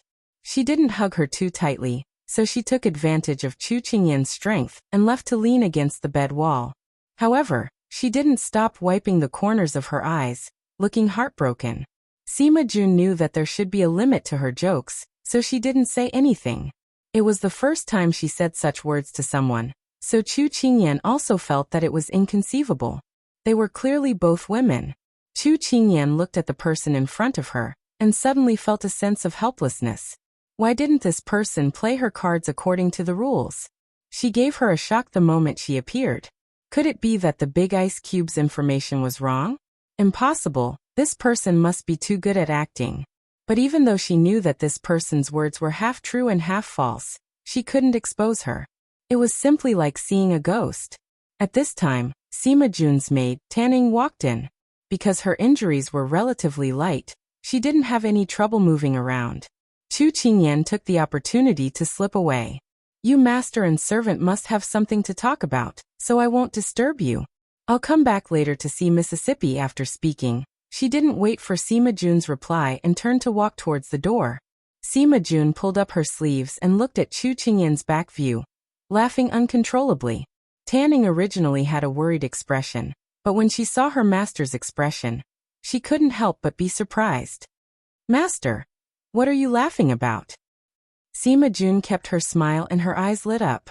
Tanning, we must have accidentally hugged onto someone powerful. Tan Ying's eyes widened. This subordinate doesn't understand. Soft sounds came from outside. Sima Jun raised her head and her gaze passed through the window and landed on the two figures conversing under the tree. She said with a faint smile, Tanning, this Chu Qingyan isn't an ordinary person. If we can cooperate with her, it won't be a problem to get rid of those traitors in Lawn Manor. Tanning didn't understand. Master, how did you know? The martial arts of the guards in this house are not weaker than those of Shadow. There are no less than 30 hidden guards hiding in every corner of the courtyard. How can they be ordinary people with such powerful guards? Furthermore, they are well trained. It's not hard to tell that they are a team of elites. The decorations and layout of this place are enough to let ordinary people live a rich life for the rest of their lives. Furthermore, she thought for a moment before continuing, from Chu Yan's speech and behavior, it's enough to tell that she has a good upbringing. It can be seen that she's either rich or noble. I also feel that their strength is not what we see on the surface. Shadow was Sima Jun's #1 bodyguard team. Tanning had always been someone who only obeyed her master. As long as it was her master's words, she would believe them without a doubt. Her face lit up. If we can get them to help us, then we can ruthlessly strike a blow at those traitors. Sima Jun propped up his chin with one hand and said faintly, however, it's not easy to get someone to help us for no reason. Tanning suddenly recalled the scene she saw when she entered the door and couldn't help but complain. Master, could it be that you want to sacrifice your body? Sima Jun choked. She was successfully disgusted by her subordinate's shocking words. Although doing it was one thing, hearing it was another. However, she shook her head and said, "Body? I don't think he wants it." Tanning was indignant when she heard that. What? Does Chuyan dare to despise Master? Master outshines the moon and flowers, captivates the birds and beasts. Being with him makes Master feel wronged. Sima Jun chuckled. This little girl's face changed really quickly. Her gaze once again landed on Chu Qingyan outside the window. Thinking of the young girl's fragrance when she hugged her just now, she couldn't help but smile happily. She's not gay. Thinking about how Chu Qingyan's body had stiffened just now, he guessed that she must have been frightened by her shocking words. It seemed like she was still a pure and innocent young lady, and he felt like he had led her astray. Tanning didn't understand and was still thinking about the meaning of those words when she heard her master speak again. Let Shangguang recuperate well. We'll stay here for the next 2 days. There's no need to worry about his life. Yes, master. Also, try to contact our people and investigate Chu Yan's background. Only by knowing yourself and your enemy can we negotiate terms. Understood. Standing under a tree in the courtyard, Chu Qingyan was listening to Jin Xian's report. Jinling has sent a message saying that they will arrive at the pier tomorrow. She hopes that we can send people to unload the goods. Bring people to the pier tomorrow to welcome them. With that, Chu Qingyan looked worried. It's just that official Lin is a fair and impartial person. I don't know if he can make an exception this time. I hope that Xiaoli will succeed immediately. Young Master Hua, she has been doing business in Jiangnan for so many years. She has her own way of doing things. You don't have to worry. Chu Qingyan nodded. Thinking of Big Ice Block's words today, she couldn't help but find it funny. Xiaoli and official Lin were really an unimaginable pair. Right from today onwards, we have to strengthen the guards in the residence. I'm afraid that those people will come looking for trouble. After she showed her talent in Jiangnan, more and more people started to recognize her. Those people only needed to ask around a little to find out that she was involved in today's fight. For safety's sake, she had to make the necessary preparations. His Highness has already ordered Hualing and the others to increase patrols in the morning and evening, Jin Xian replied. Chu Qingyan smiled when she heard that. Big Ice Cube was indeed more thoughtful than her. Where is His Highness now? In the study. Chu Qingyan nodded and quickly walked towards the study. She wanted to discuss Sima Jun's matter with Big Ice Block. In the study, Turin respectfully handed over the secret letter. Xiao Su opened it and skimmed through it. A cold smile appeared in his inky eyes. Imperial Mother specially sent people over. Aren't you afraid that this prince will reject them? He casually threw the letter on the table and sneered. Turin replied. This time, Her Highness the Empress sent over the 2D daughters of the uncle of the 3 kingdoms. Because they set off from the Liang family, our people didn't pay much attention to them. However, they recently discovered that the carriage was heading towards Jiangnan and would arrive in 3 days. This immediately attracted the attention of the hidden guards, so they sent a letter to Water Spirit to investigate this matter. Who would have thought that they were coming for Master? After saying this, Turin couldn't help but lower his head. Her Highness the Empress had sent many women to Master in the past, but since Master was annoyed and left for the border last time, the Empress had restrained herself. He didn't think that she would use the same trick again today. The front lines are in an emergency. It's time for Imperial Father to put the Liang family in an important position, so she thought that it was time to pave the way for the Liang family. Xiao Su's tone was cold, and it was hard to tell whether he was happy or angry. Turin knew that Master's words weren't clear. As long as the 4th prince withdrew his troops, that would be the time for Master to be summoned to the battlefield. At that time, in order to appease Master's people, His Majesty would definitely promote the Liang family. Turin suddenly felt that the weather was a bit cold.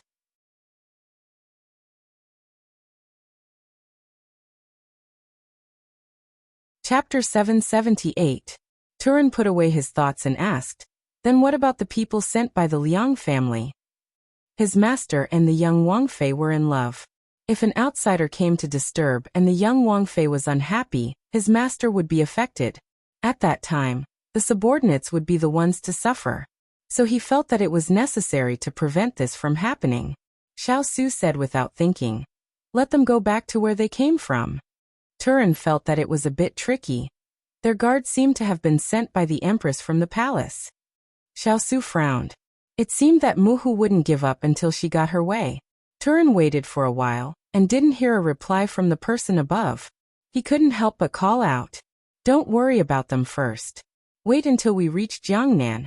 Xiao Su hadn't finished speaking when his gaze landed on the door. Who's outside? Turan was startled and turned to look. He saw a red robe appear inside the door. It was the young Wang Fei. Turan suddenly remembered the topic he had discussed with his master just now. His expression was a bit unnatural. This subordinate won't disturb the two masters. This subordinate will leave first. Without looking at Turan, who quickly retreated, after the door was closed again, Chu Qingyan looked calmly at the people sitting at the table. What were you talking about just now? Didn't you hear it outside the door? Xiao Su raised a brow. Chu Qingyan's heart was filled with anger. Of course, she knew what he had just said. However, what she had heard and what he had said were two completely different things. Xiao Su didn't sense that something was wrong with her. His mind was thinking about the official salt sale this time. After waiting for a long time and not hearing him speak, Chu Qingyan was annoyed. She strode to his table and put her hands on the table, asking, Is the Empress planning to send you concubines? According to their status, they should be Tsefei or even higher. Muhu had always wanted to support the Liang family. If it wasn't for her hard destiny, she would have already arranged a marriage between him and the Liang family. Or even higher. These words made her feel uncomfortable. Didn't he mean that he wanted to replace her? Then what do you think? Her tone was stiff. What do you want to do? Xiao Su's mind was not on this matter, so when he heard her question, he frowned in confusion. Seeing the impatient look on his face, Chu Qingyan's heart sank. Are you going to take them all in and put them in the residence? I don't agree. But at this time, she remembered that she was in ancient times. In the ancient times, it was normal for a man to have 3 wives and 4 concubines. If the wife was jealous, she would be divorced by the husband's family. So here, the wife had to help take in concubines, manage the backyard, and take care of the children of concubines. Thinking of this, Chu Qingyan felt like she was in an ice cellar. The person in front of her was a hero of a generation. He had many military achievements and was praised by all countries. Other than the Sichuan emperor, his status was above 1 person and below 10,000 people. How could such an outstanding person only have 1 person in his heart? Even if he was willing, not to mention the court, even the Sichuan emperor's descendants would not agree. Everyone said that women in love were fools. They threw their hot blood into the relationship and didn't care about anything else. At this moment, it was as if the cruel truth was revealed in front of her after leaving the sweet life of 2 people. Those 4 words, she couldn't say it out loud. Xiao Su didn't know what she was feeling awkward about. Seeing her red eyes, he couldn't help reaching out to touch her. What's wrong? How should she tell him that she didn't like those strange women getting close to him? He could only have her by his side. A third person shouldn't interfere in their world. But how could she open her mouth to say these words? If he stopped the Liang family's young Mrs. Carriage, then she could act coquettishly with him. But he let Turan pass. Did that mean he accepted Empress Liang's arrangement? In the past, he said that he would only accompany her until they grew old. Could she believe it? Some people said that an oath was just a liar saying it to a fool. Was he a liar? The more she thought about it, the sadder she felt. She didn't want him to touch her, so she turned her face to the side and missed his hand. Xiao Su was stunned. At this time, Chu Qingyan didn't want to face him for a second, so she turned and left. Xiao Su didn't have time to stop her before she left with large strides. Looking at his empty hand, Xiao Su couldn't figure it out. But before she left, the little fellow's eyes had a trace of grief and anger, making his heart inexplicably clench. What was the little fellow throwing a tantrum about? Hualing walked in while rubbing his head. Master, the little princess consort doesn't seem too happy. Did someone bully her? As soon as he said this, Hualing felt the cold gaze in front of him. He wanted to bite off his own tongue. The little princess consort had left from here. So it must be related to master. He really touched the pot that didn't boil. This subordinate didn't say anything. He tried to mend the pen after the sheep were lost. Without waiting for the person sitting at the table to respond, Huiling immediately treated himself as heir. He lowered his head and felt the cold air in the room. He wanted to cry but had no tears. Does she look very sad? Xiao was silent for a while. Huiling carefully looked up at master in front of him, but he couldn't tell if he was happy or angry from his face. He could only bitterly consider his words. It seems like it. This subordinate isn't very clear. After saying this, master in front of him was silent again. Huiling wanted to cry. He shouldn't have mentioned the little princess consort just now. After Chu Qingyan left the study, she aimlessly walked through the house like a ghost. The subordinates she met on the way wanted to go up and greet her, but when they saw how distracted she was, they all tactfully avoided her. A cool breeze blew over, cooling down the heat in her head. She looked at the surrounding scenery in a daze. It turned out that she had walked into her parents' courtyard. She felt that it wasn't appropriate for her father and mother to see her like this. She turned and was about to leave when she coincidentally heard her father talking to Xiao. Xiao, I've been so annoyed lately. Do you know how to climb up that tree and find the little bird? Father Chu was squatting under the white poplar tree in the yard as he rambled on. Xiao smelled her master's scent, and immediately stood up from the ground. She shook off the dirt on her fur, and happily ran in front of her. Only then did Father Chu notice his daughter standing in the yard. He also happily jumped in front of her. Kai, why are you here? Did you bring something good to eat? Father Chu looked her up and down as though he wanted to pull out some candy from her body. Chu Qingyan forced a smile as she said, I had nothing to do, so I walked around. Didn't my injury heal? I came to see you and mother. Oh right, where's mother? She went to the kitchen. She said she wanted to stew something good for you and the scallions. When it came to food, Father Chu couldn't help but drool. When Chu Qingyan heard this, she felt sad inside. Her father and mother liked the big ice cube so much, but would the big ice cube still take care of them in the future? After love waned, would he still love the house and its crow? When a person started to deny themselves, they would then deny everything.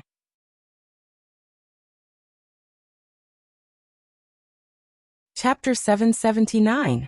No matter how muddle-headed Mr. Chu was, he could tell that his daughter was in low spirits. Daughter, are you unhappy? Mr. Chu circled around her.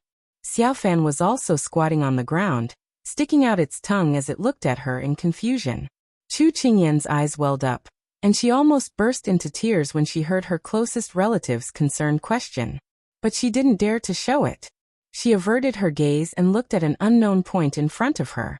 She forced herself to sound normal. I've run into some difficulties in my business, so I'm a little troubled. But don't worry, father. I'll be fine soon. Mr. Chu looked at her suspiciously, but he couldn't see anything wrong with her. Finally, he said, then don't keep it to yourself.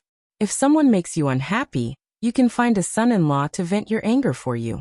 If that doesn't work, you still have father. Chu Qingyan nodded. Then father ran to play under a tree, shaking his head. Xiao was the only one left in front of her, staring at her unblinkingly. She smiled, but there was a hint of bitterness in her smile.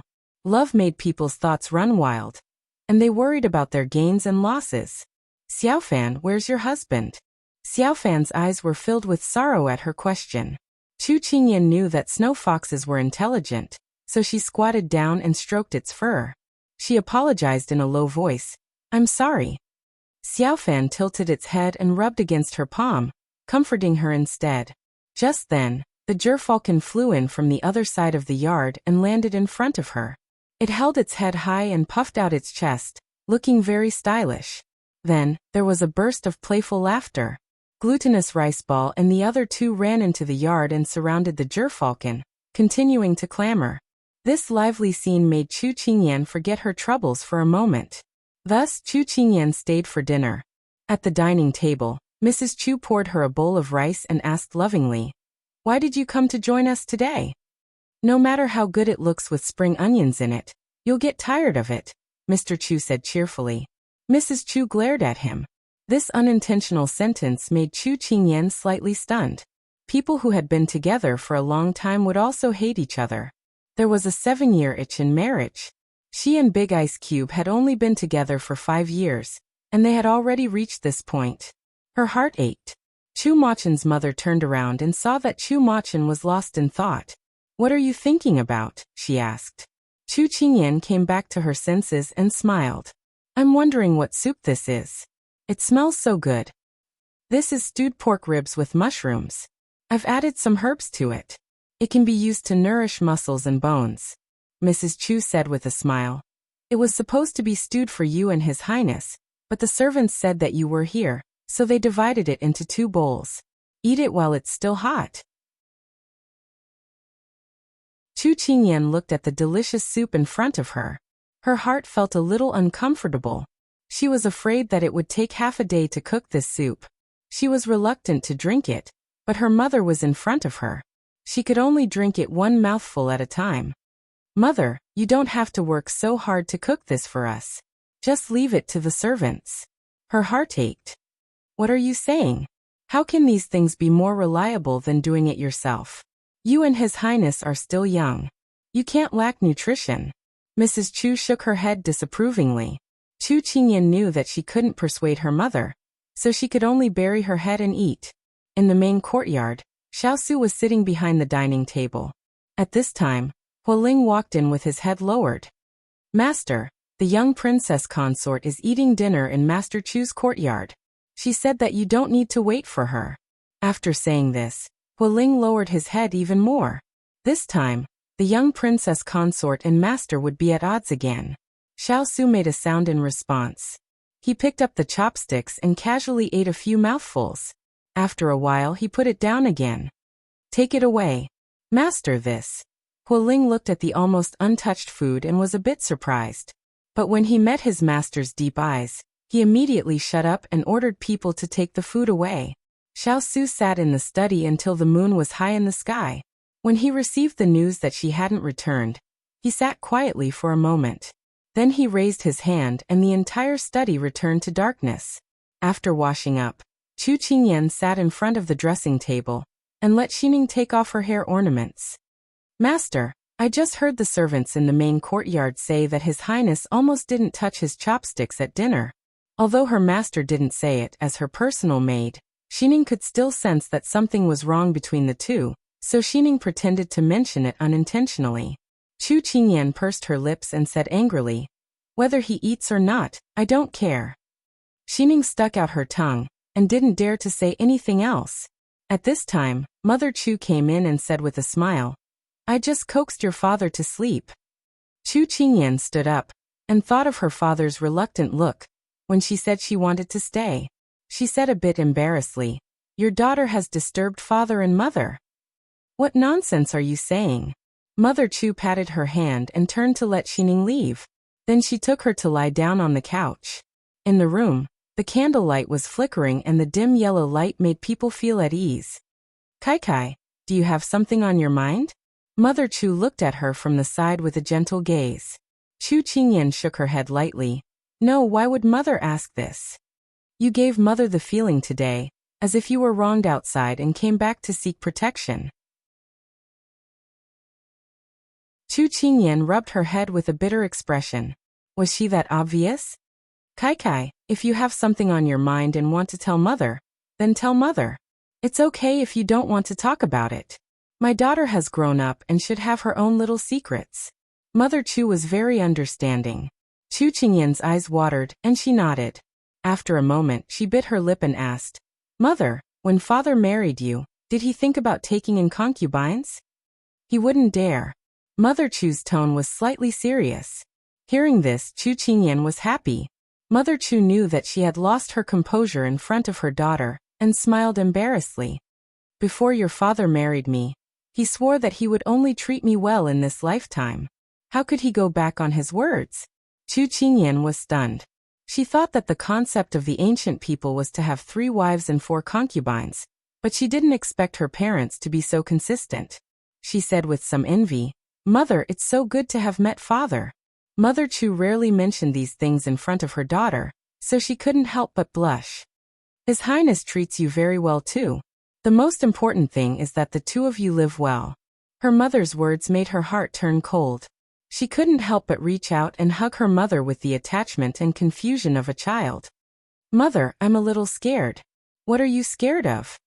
I'm scared that one day, happiness is just the moon in the water and the flower in the mirror. When I wake up from my dream, it'll become an illusion. Silly child, don't be scared. Happiness is in your hands. As long as you work hard, you'll definitely grasp it tightly. Mother Chu didn't know where her worries came from. She could only pat her back and comfort her in a low voice. Happiness was like sand between the fingers. The more you clenched it, the easier it was to slip away. Chu Qingyan wanted to say something, but she couldn't resist the warmth and sleepiness at this moment, and fell into a deep sleep.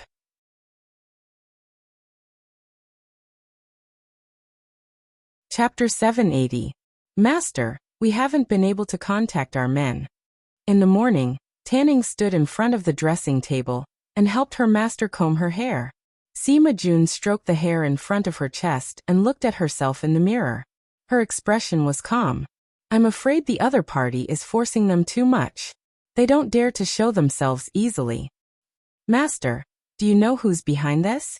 Tanning asked. She shook her head. There's no need to guess. Who else could it be other than Xingming? But wasn't Xingming punished by you to go to Jiang to repent? Tanning exclaimed. Sima Jun chuckled, but there was no smile in her eyes. Xingming has been eyeing the position of the head of Lan Manor for a long time. Although I broke his left and right arms 3 years ago and he restrained himself, I didn't expect that it was just a trap set up by him to make me relax. After going to Jiang, he can develop his power without restraint. Needless to say, there's someone in Lan Manor helping him from behind. That's why he could expand his power so quickly in just 3 years. Sima Jun frowned. I can't use Lanning now. We've lost contact with Yuing. If we can contact Reding, perhaps we won't be in such a passive situation. Tanning cursed Xingming for being a despicable person in her heart. She asked worriedly, but Reding probably still doesn't know that we met with trouble in Jiangnan. What should we do? Sima Jun was silent. Tan Ying's eyes brightened. Master, it's fine if we can't contact Yuing and Reding. We can try contacting Lord Ji. He still has Baiying. No. Sima Jun's expression was no longer calm. Her gaze was cold and her tone was stern. No matter who I ask for help, I won't ask Ji Linyang. But Lord Ji. Before Tanning could finish speaking, Sima Jun interrupted her. Tanning was stunned. Master. Sima Jun felt that her reaction was a little too extreme. Her anger rose. She looked at Tan Ying's pale face and knew that her tone was a little harsh. She sighed. Tanning, I don't want to hear his name in the next few days. Tanning nodded weakly. In the past, her mistress and Lord Ji had galloped together on horseback, sharing prosperity. But now they were like strangers. As her mistress's trusted aide, she still didn't understand how the two of them ended up like this. Tanning, if you have the energy, try and see if you can find a breakthrough in this house. Without me, who knows how much of Blue Manor will fall. There will be a lot of bloodshed when power changes. This is something I don't want to see. So we can't just sit here and wait for death. It was clearly early in the morning, but Sima Jun felt a little tired. Looking for a breakthrough? Why don't you ask me directly? Just as Tanning was about to agree, a bright voice that was like the first light of dawn pierced through the clouds and reached the chaotic world, causing everyone's eyes to light up. Although Tanning was a little flustered, she quickly looked at the person leaning against the door cautiously. She looked as if she could go into battle at any moment. When the voice fell, a trace of bewilderment flashed through Sima Jun's eyes. It wasn't because she was caught plotting in someone's house, but because she didn't notice the other party's appearance at all. She didn't know how much she had heard, but hearing her words, it seemed like she had heard most of it. Young Master Chu came really early. Have you eaten breakfast yet? Sima Jun stood up and asked gently. Chu Qingyan looked up at her. Seeing her nonchalant expression, he secretly admired her acting skills. In the blink of an eye, she was able to change the conversation from a mutual deception to a discussion about breakfast. Chu Qingyan couldn't help but sigh. I haven't eaten breakfast yet. After freshening up, I thought of Miss Sima and wondered if the servants were serving you well, so I came to take a look. We've suddenly come to disturb you and caused you a lot of trouble. We even have to make you worry about us. I'm really sorry. Sima Jun was also a very polite person.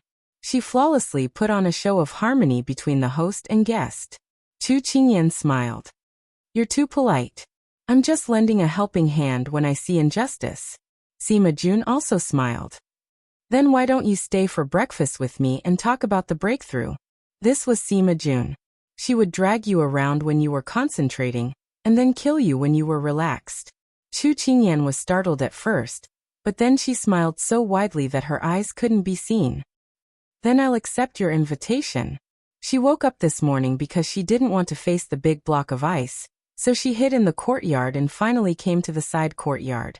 She wanted to see the woman who tried to seduce her with a honey trap yesterday, but she didn't expect to hear a good show outside the door.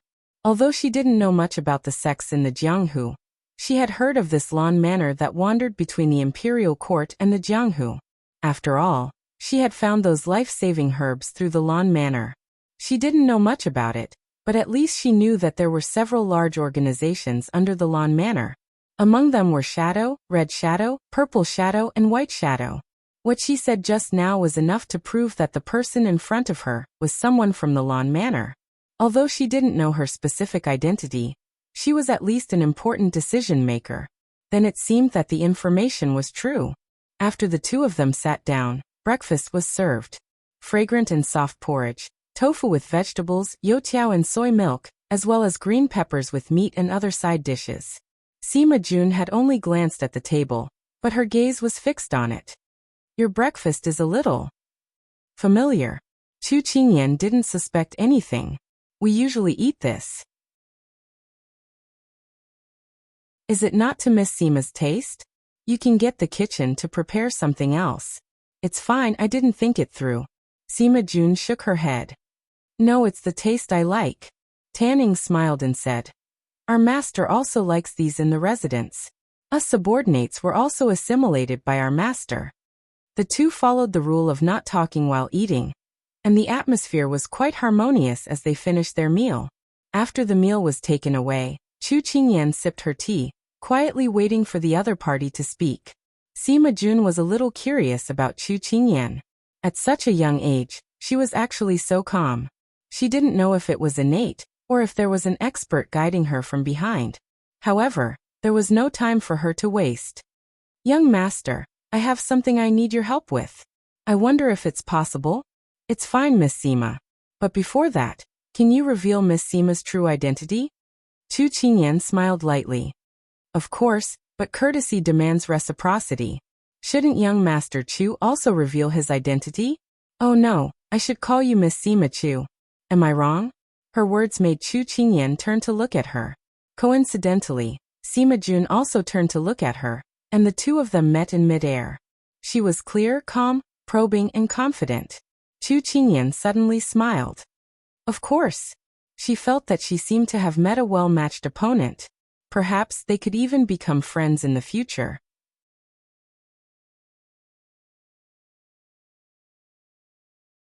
Chapter 781. When Sima Jun heard her agree so readily, a smile appeared in her eyes. She knew that the person in front of her was a man of his word. He wasn't playing Tai Chi with her. Sima Jun, founder of Lawn Manor. Although Chu Qingyan was already mentally prepared, when she heard the truth, she couldn't help but tremble. Lawn Manor? It actually came from a young woman like you. It's really unbelievable. Everything that had happened in Lawn Manor was still vivid in Chu Qingyan's memory. Sima Jun shook her head and smiled. At that time, I just wanted to play around, but I didn't want to play too big. In the end, I just did it. Anyway, it's already been established. The things that I want to do can only develop in the right direction, so you know. If such shameless boasting came from someone else's mouth, Chu Qingyan might have snorted disdainfully. But the person in front of her could only make her sigh in admiration. Sima Jun looked like she was only 18 or 19 years old. Then when she founded Lawn Manor, she was only a little over 10 years old. It was too scary. The people of this era couldn't be described as normal. I thought that in the eyes of the world, Lawn Manor was just a small organization. Perhaps they didn't know. I wanted to explain it to you, but looking at you, you should have heard of it. That saves me the trouble of talking. Sima Jun supported her face with one hand and said with a smile. Chu Qingyan could not help but roll her eyes. Lan Zhuang's name alone was enough to scare the White Dao, all right? Ordinary people didn't know about it, so it was normal that they didn't know. But to the officialdom in Jianghu, this was equivalent to the leader of the gray area. It seemed to be involved in everything, but also seemed to be involved in nothing. Moreover, it had a way of accumulating wealth. It was elusive, and many political bosses who coveted it couldn't do anything about it. This was also the reason why Chu Qingyan admired her. When she heard Sima Jun's words, she really wanted to say, I don't mind you talking about Lawn Manor. I seem to know about it. It's your turn. Sima Jun raised his chin. You look like a commoner, but you have a secret guard that many high-ranking officials and wealthy businessmen can only dream of. Tell me, which noble family are you from? Chu Qingyan felt that she had overestimated her. She rubbed her nose and smiled. Our Chu family is just a small rundown family. My father has no official position, no wealth, and no power. My mother is also not the daughter of a high-ranking official. Oh, if you really want to talk about it, my father used to be a general in the Sichuan kingdom, but that was 15 years ago. Ah, Sima Jun was obviously stunned by her words. Then which sect are you from? I don't belong to any sect. That's not right. Where did he learn from? Are you a hermit expert? Neither. Sima Jun was stunned. Could it be that her information was wrong? Was she just a lucky girl? Then you wouldn't have gotten your martial arts skills for no reason, would you? Did your secret guards also fall from the sky? She still couldn't believe it. Chu Qingyan was amused. Then, she thought of something and her expression became a little gloomy. That's because I hooked up with a powerful and wealthy fiancé. Sima Jun looked like she suddenly realized something. Then she said a little embarrassedly, It's fine, it's fine. It doesn't matter even if his family background is ordinary. Didn't I say that it's better to marry well than to be born well? You have so many secret guards by your side. It's obvious that your fiancé treats you well. This is enough to kill many people. Chu Qingyan smiled a little reluctantly. If she had heard these words a few days ago, she might have been very happy. But now, she felt very uncomfortable in her heart. Once you fell in love with someone, no matter how magnanimous a woman was, she would become greedy. She would want the other party to only have her in his eyes and in his heart. But in the modern era where one husband and one wife were single, even men couldn't do it. How could a man in ancient times who had 3 wives and 4 concubines be able to treat one person wholeheartedly? Sima Jun was able to pull Lawn Manor from a small organization to the fearsome underground tyrant at a young age. It was all because of her keen eyesight, her ability to read people's minds, and her ability to observe people's expressions. At this time, when she saw Chu Qingyan's absent-minded look, she knew that she had said something wrong. She thought for a moment, then said, Then your fiancé is? Sichuan Kingdom's King of England, Xiao. Chu Qingyan also restrained her emotions at this time and said calmly. Sima Jun's eyes lit up. So you're Chu Qingyan? The King of England's little princess consort? Chu Qingyan was very surprised that she could directly call out her name. But then she thought about it. Lawn Manor's intelligence network was spread all over the country. What's more, Big Ice Cube's status was not low. It was normal for this matter to be known. At this time, Sima Jun's emotions were surging. She didn't expect to casually pick up such a powerful thigh on the road. What was Xiaosu's background? Everyone knew about him. Even Sima Jun, who didn't participate in the imperial court, had heard of him. Especially the fierce cavalry under his command. That was a special force. If she could cooperate with Chu Qingyan, then there was hope for her to return to Lawn Manor. Okay, I'm going to do this business. Chu Qingyan wanted to roll her eyes at Sima Jun's sudden words. How could this kind of thing be decided so unilaterally? Master Sima, aren't you a little too hasty? She just said her family's name. But Chu Qingyan didn't know that for Sima Jun, this family's name was enough. Ahem, little Qingyan, What I said just now was a little too hasty. Then let me be more serious. Sima Jun stretched out her right hand and smiled seriously. I, Sima Jun, as the master of the manor, propose to cooperate with you. If you can help me return to Lan Manor and severely punish the traitor, then if you need Lan Manor in the future, I, Sima Jun, will not refuse. After saying that, Sima Jun smiled from the tip of her eyebrows. She was both charming and immortal. Then do you dare to accept? These words inexplicably ignited Chu Qingyan's fire. She liked this kind of equal cooperation, and not the ancient people who looked down on women. No matter what a woman did, there would always be gossip behind her back. This was also why she chose Hua Xiaoli as her partner. It was only because she admired such a woman who was not afraid of the world. She didn't expect to meet such a Sima Jun today. She was the type she yearned for. The answer was no surprise. Chu Qingyan also stretched out her right hand. When the two shook hands, both of them smiled. Chu Qingyan realized that this action seemed to be something that only existed in the modern era. It represented acquaintance, cooperation, and farewell. But soon, this thought flashed through her mind and disappeared. Sima Jun was not a wishy-washy person. When the two of them confirmed their cooperation, Sima Jun concisely explained the current situation to Chu Qingyan. Thus, the two of them began to discuss countermeasures. Chu Qingyan didn't know, because this decision would soon bring her a great surprise. At the same time, the Liang family's carriage arrived in Jiangnan.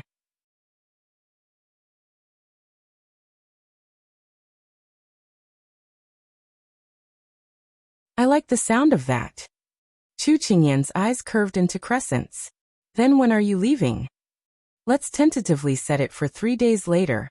However, I hope that you can lend me a few people in the next few days. I want to contact my people first. No problem. After resolving the major matter in his heart, Sima Jun's temperament had become much more relaxed. He did not even hold back when speaking and became much more intimate with Chu Qingyan. Everything that happened here was not hidden from Xiao Su. He snorted heavily. It seemed that he had picked up another rotten peach blossom. One after another came, but he could not chase them away. The previous one was like that, and this one was also like that. However, Xiao Su did not know that his 2 rotten peach blossoms were about to enter his door. May I ask how to get to the Chu residence? 3 very unobtrusive carriages appeared on the streets of Jiangnan. The coachman on the carriage was asking the passers-by. Which Chu family are you asking about? The passers-by asked. Chu Yan. He's a businessman. The coachman immediately replied. Oh, that handsome young man you're talking about. I know. Follow this road to the end, and then turn right to the 3rd house. There are guards at the door, and it's different from other houses. In any case, you'll know when you get there. The passers-by was in a hurry to get there. After saying that, he waved his hand and left. The coachman returned to the carriage and explained the location to the people in the carriage. Then, he drove the carriage in the direction the passers-by had pointed out. In the spacious carriage sat 2 beautiful girls. They were about the same age, and their beautiful faces were somewhat similar. It was not difficult to tell that they were a pair of beautiful sisters. It's so strange. Why did eldest cousin use the Chu residence and not the Xiao residence? The passers-by's voice was not soft. Everyone in the carriage heard him. The impatient Liang Dambing could not help but ask her sister sitting beside her. The butterfly hairpin's tassels on her head swayed because of her movements, as if they were about to fly up. It made her seem playful and lively. Only the imperial family can use the surname Xiao in this world. Eldest cousin came to Jiangnan in private. It's not good to make a big fuss about it. Otherwise it will attract attention. Liang Danjing was like her name. She was as quiet as water, and had an otherworldly temperament. At a glance, one could tell that she came from a noble family. Her appearance was gentle and generous. However, when she spoke, her eyes were cold. In fact, it was not important to use the surname of the residence. However, that person was eldest cousin. The person who was rumored to not be blasphemed by anyone actually used Chu Qingyan's surname. This represented the position this person held in eldest cousin's heart. However, using the surname Chu is also surprising. Liang Dambing looked simple. But how could someone who lived in the inner courtyard of a large residence and in the circle of rich and famous people be like a blank piece of paper? Younger sister, what do you want to say? Liang Danjing looked at her with a trace of doubt in her eyes. Liang Dambing curled her lips slightly and her expression was somewhat cold. Chu Qingyan is only born in a poor family. What right does she have to sit in the position of the King of England's consort? Eldest cousin can treat her differently only because no other woman has appeared by his side. Look at her arrogance. When the time comes, I will definitely trample her into the mud. This did not seem like something a noble family's daughter should say. Liang Danjing disagreed and said, Younger sister, be careful with your words. She knew that her younger sister had been influenced by the nanny sent by Auntie these days. They were afraid of eldest cousin, who they had only met a few times. When they heard about Auntie and father's decision, they resisted at first. However, the nanny said that if they could capture eldest cousin's heart or occupy a position by his side, then in the future, whether it was themselves or the Liang family, it would bring unparalleled glory. The Liang family was the nation's mother's maiden family, and belonged to the faction of the first prince. If the emperor died 100 years later, then the throne. In the end, the two young ladies took the initiative to accept. Who didn't want to be the most noble woman in the world? Older sister, there are no outsiders here. You don't have to worry about being overheard. Moreover, Auntie is very attentive to us. Not only did she send several nannies, she also sent guards from the palace to escort us. Do you really think that these people are only there to protect us? Liang Dambing gave her a displeased look and blinked innocently as she asked. After Liang Danjing heard this, she smiled with understanding. How could she not know that these people were sent by Auntie to deal with Chu Qingyan? After not seeing each other for 5 years, she did not know how Chu Qingyan had changed. She was somewhat looking forward to it.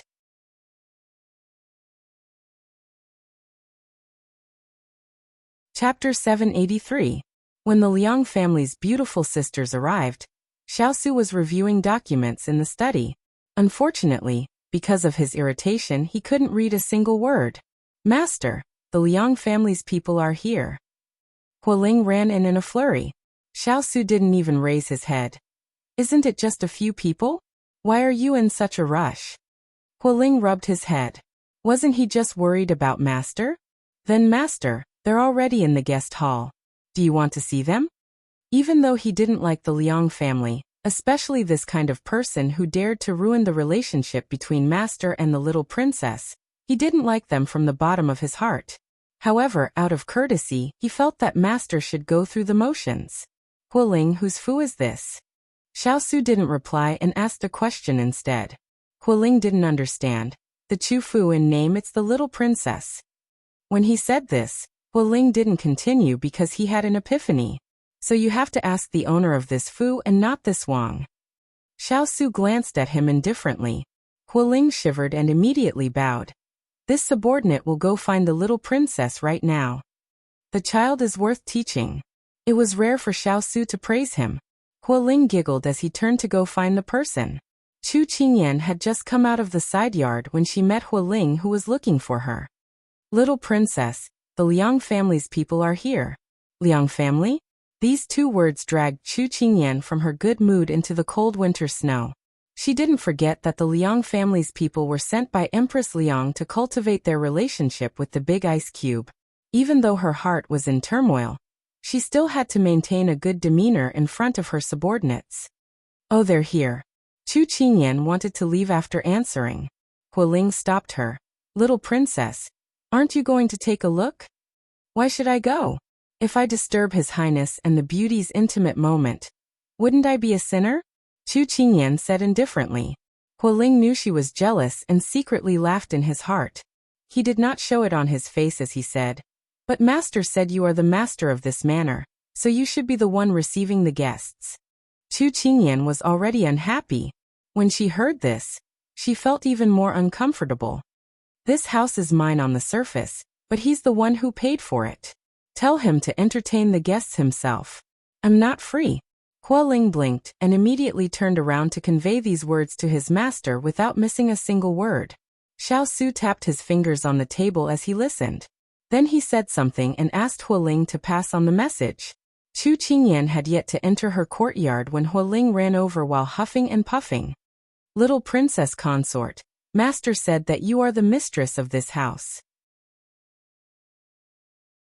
If there are guests, you have the right and responsibility to greet them, Hualing said without missing a single word.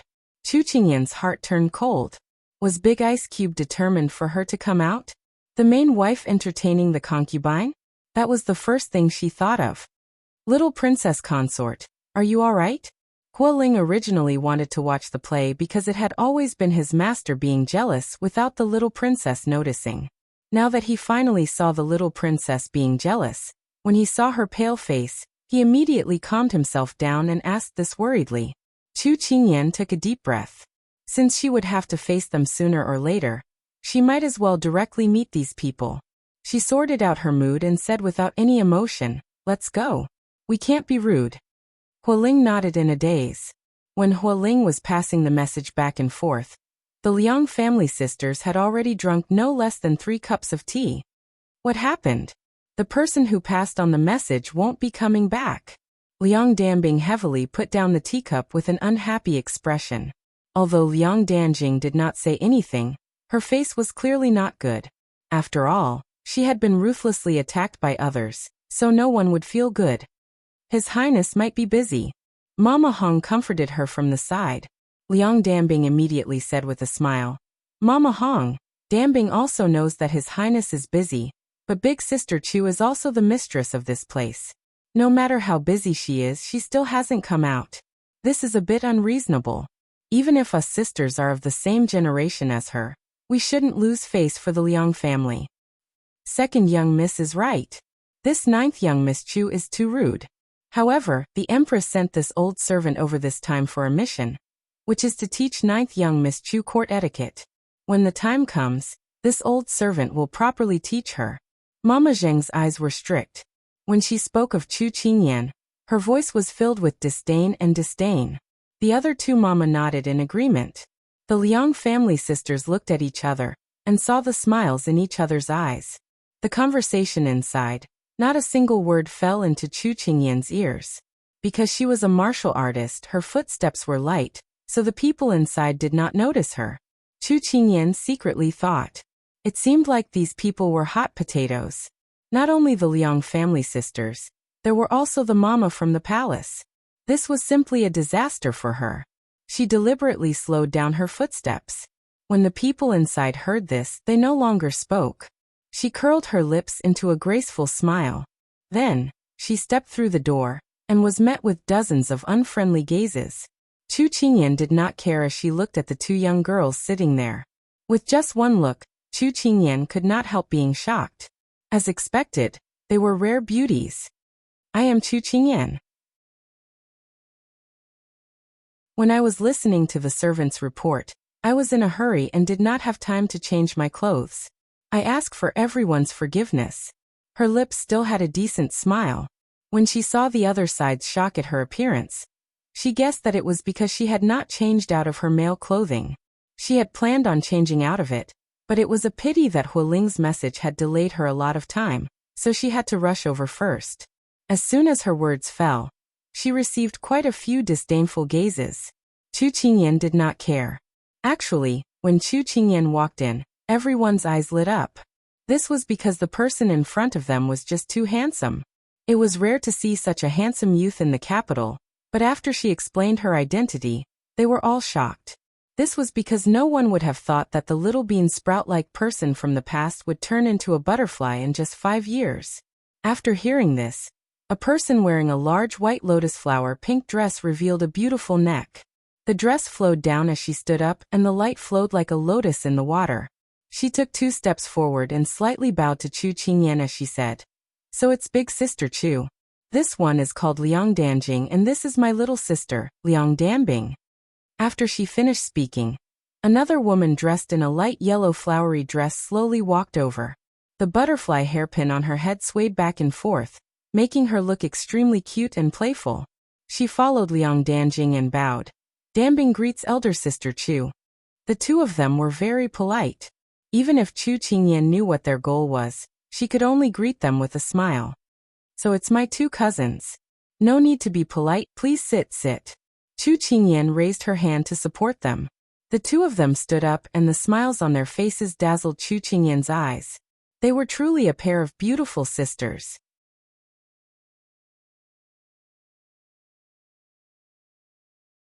Chapter 784. Chu Qingyan called for them to sit down. Just as they sat down, a sharp voice sounded. Ninth young Miss Chu, these old servants were sent to Jiangnan by Her Highness the Empress. Nanny Hong stood out and slightly bowed as she spoke with a mocking expression. As soon as she finished speaking, the other two nannies also came forward and bowed as they introduced themselves. Chu Qingyan smiled as she looked at the three palace nannies standing in front of her. One look and she knew that they were not easy to get along with. She had already seen them earlier, but she automatically ignored them because of their high and mighty faces. Empress Liang didn't like her, but she endured this anger because she was the mother of the big ice cube. However, it didn't mean that these people could also step on her head. She seemed to have just learned of their identities and said with a bit of surprise, "Nannies, please rise. You are all old servants of Her Highness. Is it too much for Qingyan to be so courteous?" Nanny Hong said that although Chu Qingyan and Xiao Su hadn't officially married, their status was there. They should kneel and pay their respects. Unfortunately, they relied on their status in the palace and only bowed. They originally wanted to give Chu Qingyan a show of strength, but they didn't expect her to say this. Their expressions didn't look too good. After saying this, Chu Qingyan turned her attention to the two cousins and automatically ignored the nannies. "Third cousin, fourth cousin, you must be tired from the journey. How about I arrange a room for you to rest first? When night comes, we can have dinner together as a welcome dinner." Chu Qingyan said very warmly. Liang Danjing smiled gently. "Then we'll have to trouble Big Sister Chu." "You're welcome. Big Sister Chu, why don't I see eldest cousin? Does he not know that we're here?" Liang Danbing asked curiously from the side. "Little sister." Liang Danjing glanced at her. Liang Danbing pouted and said mischievously, "I just haven't seen eldest cousin in a long time and miss him. Moreover, didn't Aunt ask us to visit eldest cousin on her behalf? Tell me, am I right, Big Sister Chu?" As Liang Danbing spoke, she turned to Chu Qingyan. Chu Qingyan raised her head and was met with Liang Danbing's mocking expression.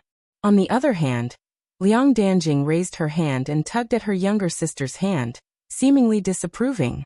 However, Chu Qingyan could see the indifference in her eyes from the corner of her eyes.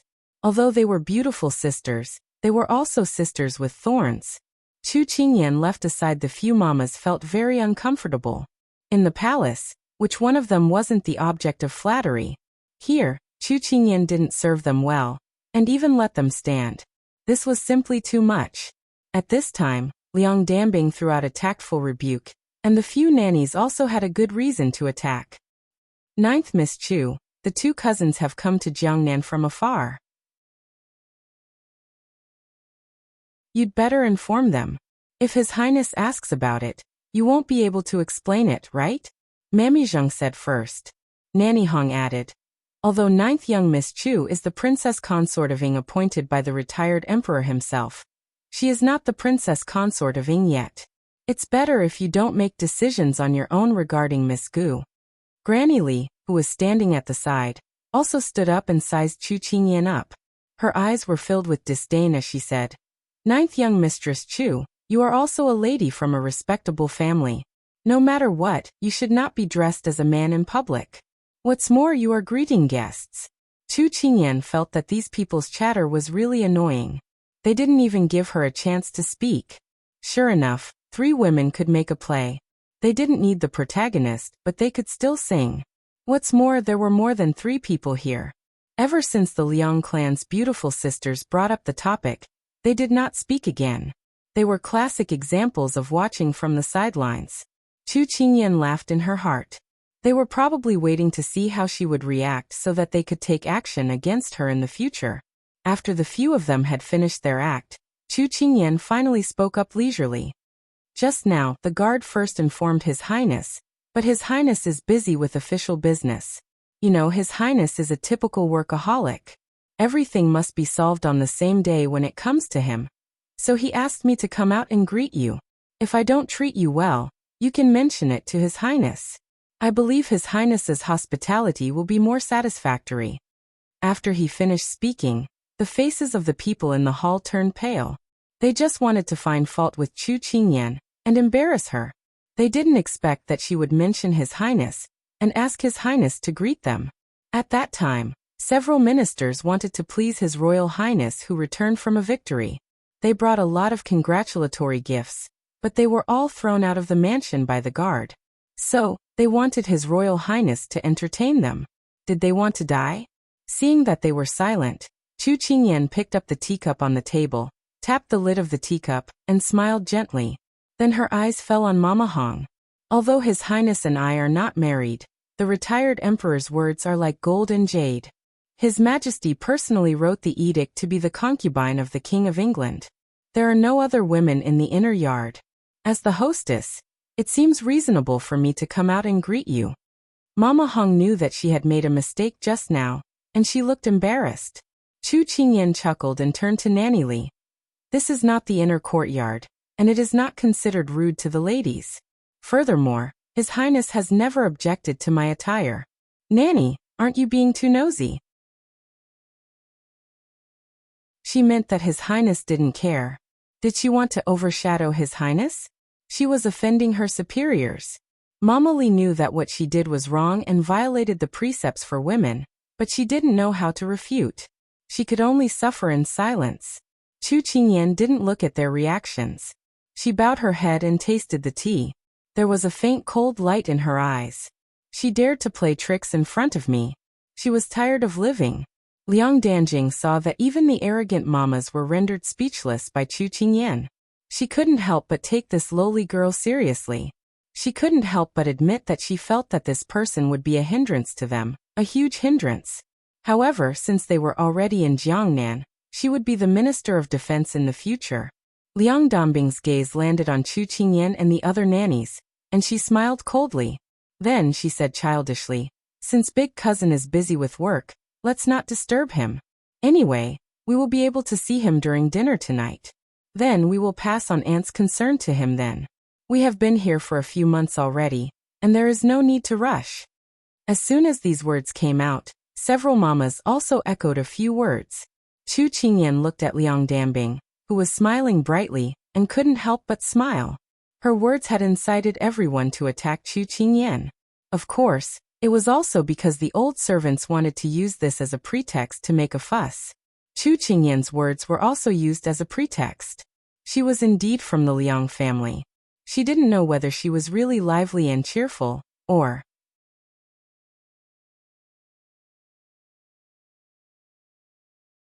Chapter 785. After walking for such a long time, even if the carriages and horses were of the best quality, they were still delicate girls. After a few words, they showed signs of fatigue. Chu Qingyan arranged for the servants to take them down to rest. After they left the hall, Chu Qingyan relaxed the tension in her heart and body. Her expression was a little lazy as she leaned against the back of the chair. Although she didn't like the fact that Empress Liang sent people over. This was the ancient times. Chu Qingyan could understand the feelings of parents wanting their children to have children. She wouldn't blame them, but what made her heart cold was the Big Ice Cube's attitude. She originally thought that he would casually reject them like he usually did when his subordinates sent people over. But this time, his ambiguous approach made her heart uneasy. She felt that dealing with these people was more tiring than fighting with others. Because she represented the Big Ice Cube, she didn't receive these people on the surface, but the power behind them. Whether it was Empress Liang or the Liang family, she could ignore them, but she couldn't not consider the Big Ice Cube. After so long, she felt a little tired. Xining, who was standing on the side, saw everything. When she looked at her master, her expression was distressed. "Master, are you not feeling well?" "No, I probably didn't sleep well last night." Chu Qingyan pinched the space between her eyebrows and smiled indifferently. Xining pursed her lips and asked cautiously, "When you saw the two misses, did your heart?" Her unfinished words made Chu Qingyan smile lightly. "Xining, do you feel that your master is very pitiful?" Xining quickly waved her hand to deny it. "Master, what are you thinking? How could this servant think that? Chu Qingyan raised her hand and knocked her forehead. I'm just teasing you. You really can't take a scare. Look at how timid you are. Xining sighed and then looked at her with complaint. Master, you're always bullying me. But seeing her master smile, Xining was relieved. How could she not know what Xining was thinking? Chu Qingyan's smile couldn't help but fade a little. It turned out that she had become someone who even worried about the people around her. How uncute. She gently tugged at the corner of her mouth and concealed her expression. Then, she stood up as if the self-deprecating smile just now did not exist. Mistress, where are you going? Xining followed her. Chu Qingyan raised her eyebrows and said, Go to the kitchen and tell them about the dinner. Don't we have guests at home? Just let this servant run errands for you. Xining volunteered. Chu Qingyan shook her head and smiled. You don't understand. There are some things that I have to do personally. Xining puffed up her cheeks and was a little confused. When she left, she realized that her master did not want others to talk about her. Thinking about it, this kind of master would be very tired. There were already enough business matters for her master to worry about. She really hoped that the two cousins would quickly go back. Chu Qingyan had just left when she saw Hualing waiting at the door. She raised her eyebrows. His Highness sent you over? But the two cousins have already gone to rest, and are living in the west wing of the side courtyard. After she finished speaking, Chu Qingyan felt as though she was suffocating in her chest. Hualing smiled and shook his head. Little princess, this subordinate is looking for you. Master wants you to go to the study after you're done entertaining the guests. That sigh of relief was suddenly released. Chu Qingyan felt that she was making a big fuss over a minor issue, but when she thought of the two delicate cousins, her heart felt a little sour. Did he say what it was about? Master did not say anything about this. Understood. I'm going to the kitchen first and will be there in a bit. Chu Qingyan nodded. Hualing did not immediately leave and pretended to casually say, Master has been eating so little these past few meals. I don't know if it's because the food in the kitchen is not to your liking or something else. Chu Qingyan's footsteps paused before she calmly continued walking. Hualing snickered and then happily walked back while whistling. When they arrived at the kitchen maids immediately stopped what they were doing and respectfully bowed to Chu Qingyan. Everyone had a sincere smile on their faces. These kitchen maids were all recruited by Chu Qingyan from the local area. She did not have the arrogant attitude of a rich family, and she was very understanding and approachable. Thus, all the servants in the residence liked her very much. Chu Qingyan waved her hand to let them go back to work. Then she said a few words to Manager Qin, especially the food for the two cousins and tonight's banquet. Manager Qin was a woman around 30 years old, so she agreed to everything after hearing it. When Chu Qingyan had her prepare the ingredients, Manager Qin said with a smile, The eldest young master hasn't touched his breakfast yet. Is it not to his liking?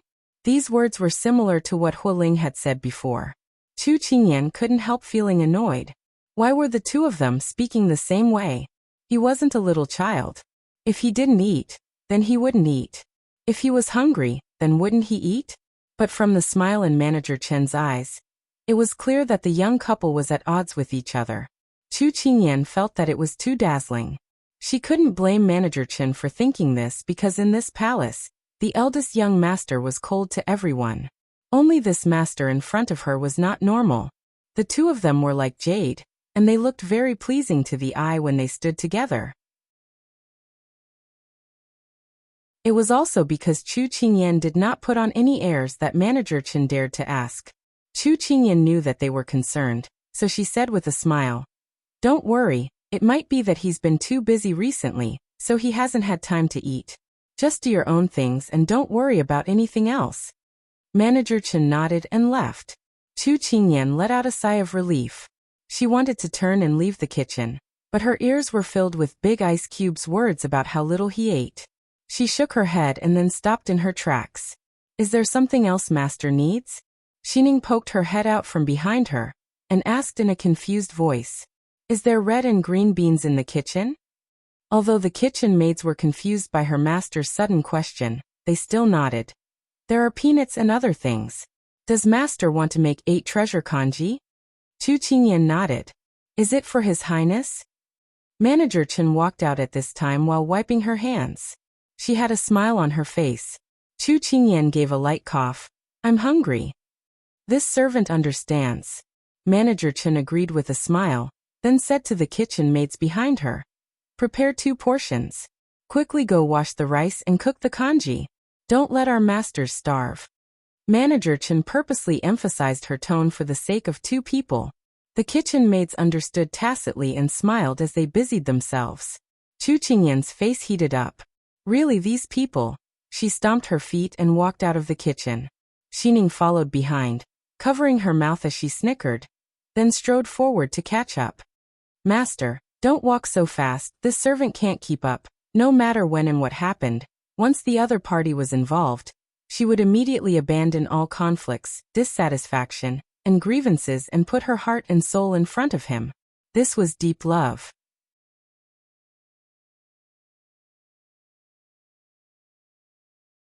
Chapter 786. When Chu Qingyan came to the study, Hualing was already waiting at the door. He personally opened the door for her, and when he bowed, he said in a low voice, Little Princess Fei, Master's mood doesn't seem very good. Towards Hualing's kind reminder, Chu Qingyan couldn't help rolling her eyes. She was also in a bad mood, so who could she tell? But since it was the matter and not the person, Chu Qingyan still nodded to show she understood. Taking a deep breath, she walked in. When Chu Qingyan appeared at the door, Xiao already knew. But when she came in, he picked up a book and pretended to be seriously reading it. Big Ice Cube. What are you looking for me for? The moment Chu Qingyan entered the room, she saw that Jiang Yi was calm and composed. She was furious. She had been putting on a one-man show for the past 2 days, and she had been sulking on her own. He, on the other hand, was eating, drinking, and sleeping as usual. He was not affected at all. She really could not take this lying down. Xiao heard her stiff tone and frowned, but he didn't probe further. Has the Liang family's people been arranged? Sometimes, no matter how high one's intelligence was, in front of the person they liked, it was useless. So Xiao, who was lacking in EQ, made a very bad start, and stepped on a firecracker. So it's because you're thinking about the 2 biomais of the Liang family. They came from afar and are guests, how could I dare neglect them? They are also girls that your imperial mother carefully picked out, so I can't wait to warmly entertain them. Chu Qingyan felt her heart turn cold. She stared at him and snorted insincerely. This was the first time he had heard her speak to him in such a tone. Xiao had been ignored by her for the past 2 days, and his mood wasn't very good. Hearing this, his eyes darkened. I'm just asking a question. Why are you acting so strange? I'm acting strange? Chu Qingyan pointed at herself and fiercely threw down her sleeve. Am I wrong? Don't think I don't know what you're thinking. Let me tell you, I hate people who say one thing but do another. If you really want to. Chu Qingyan opened her mouth to say the word concubine, but she couldn't bring herself to say it. What do you want? Why don't you tell me? Didn't you say you knew what I was thinking? Why don't you continue? Xiao was also annoyed by her nonsensical words, and his tone couldn't help but become colder. He wanted to find a reason to let her talk to him in the study, but she complained first. He didn't know what she was talking about, and he felt a headache coming on. But after he said this, before she could continue, he saw her bright eyes turn red bit by bit, and finally, they were filled with tears. Xiao was slightly stunned. He immediately stood up and wanted to reach out to pull her in front of him for a closer look, but she stepped back and avoided him. Xiao's expression immediately darkened. What are you doing? Chu Qingyan became even angrier when she heard this. Are you saying that I'm being unreasonable? Xiao didn't answer. Clearly, this silence made her even more embarrassed and angry. Okay, I'm being unreasonable. This is a girl's right. You can't control it. You don't have to control me. I don't need you to control me. Chu Qingyan bit her lip and forced the tears back into her eyes. She didn't know how much this action hurt the person in front of her. Xiao originally wanted to wash his hands and ignore her, but when he saw her like this, the anger that had just risen was instantly extinguished. In love, many times, a girl would complain in her heart, Why don't you understand me? And in the eyes of a boy, why is she crying again? In fact, this was because in addition to the gender difference between men and women, it was also because of the different brain circuits between men and women. Therefore, lovers often bickered because they didn't understand what they were thinking. Xiao rubbed his eyebrows. He was used to the little girl being sensible and obedient, and doing everything properly. Now, she looked as if she had been greatly wronged. Like a red-eyed rabbit, stubborn and pitiful, he didn't know where to start. If she was bullied by others, the little girl would definitely be able to bully back. If she couldn't, he could secretly help her get back at them. However, the person in front of him was himself. Xiao was a little helpless. What did he say or do wrong? He reflected on what he had just said. He had just casually mentioned it, but the little girl was like a firecracker that was ignited in an instant. On the other hand, Chu Qingyan secretly wiped the corners of her eyes and silently cursed in her heart. She was already so sad, but the big ice cube didn't even say a word of comfort. It was really too disappointing. The more Chu Qingyan thought about it, the angrier she became. Even her eyes were filled with fire as she looked at him. Just as the two of them were thinking, there was a knock on the door. Following that, they heard Xining's voice from outside. "Master, the 8 treasures porridge for His Highness is here. Should I bring it in?" They were quarreling at this time. Why did the kitchen come to join in the fun? When she raised her head, she met the big ice cube's smiling gaze. Chu Qingyan was angry and embarrassed. "That's what I want to eat. Who said it was for others? Bring it back to the courtyard. I'll go back later." "Oh," Xining hurriedly replied. When she turned around, Xining whispered to herself, but when the kitchen said to prepare 2 portions, Master didn't stop them. How strange. What kind of people were Xiao and Chu Qingyan? They didn't need to make any effort to hear this little bit of sound clearly. Chu Qingyan had the heart to dig a hole in the ground. She wasn't afraid of a godlike opponent, but she was afraid of a pig-like teammate. The courage that she had gathered with great difficulty to face the big ice cube dissipated at this time because of these words. Chu Qingyan stomped her feet and planned to turn around and leave. But just as she took a step, her wrist was grabbed. Chu Qingyan turned around and glared at the person behind her. "Why are you grabbing me? I'm hungry, I want to eat." Xiao raised his eyebrows. "If you're hungry, eat here. It saves time and effort." "I don't want to be with you." Chu Qingyan struggled in a fit of pique, trying to break free from his restraint. Xiao raised his other hand and stroked her head.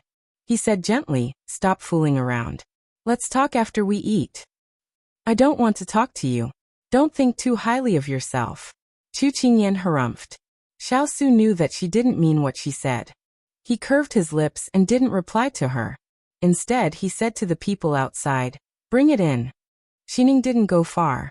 When she heard this, she responded loudly and cheerfully pushed the door open to enter.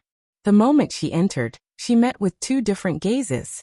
Her master's eyes were filled with deep resentment, and His Highness's, a refreshing gaze. It was the first time she saw His Highness smile so warmly at her. Xining couldn't help but shiver. She swallowed her saliva and quickly put down the tray. After arranging the bowls and chopsticks, she immediately slipped away. This must be a place of trouble. It was better for her to go somewhere cool.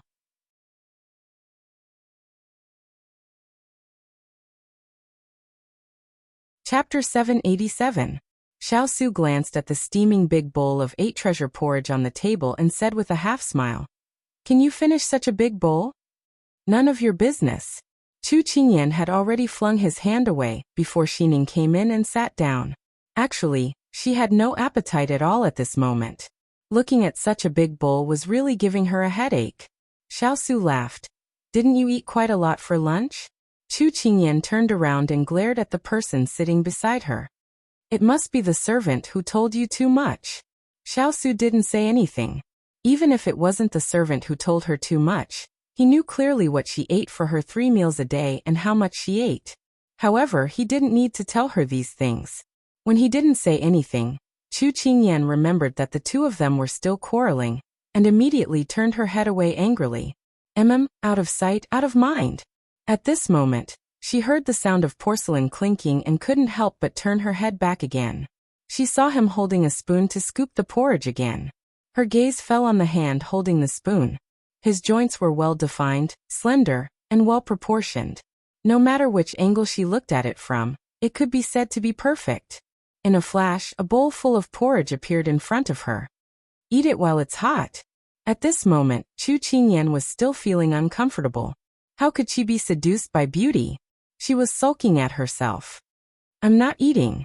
Eat it yourself. With that, Xiao smiled faintly. Didn't you say that you wanted to eat it yourself? Chu Qingyan wished she could bite off her own tongue. Xiao laughed and shook his head. He took the bowl and stirred the porridge with the spoon. After letting out some steam, he scooped up a spoonful and handed it to a certain angry little rabbit.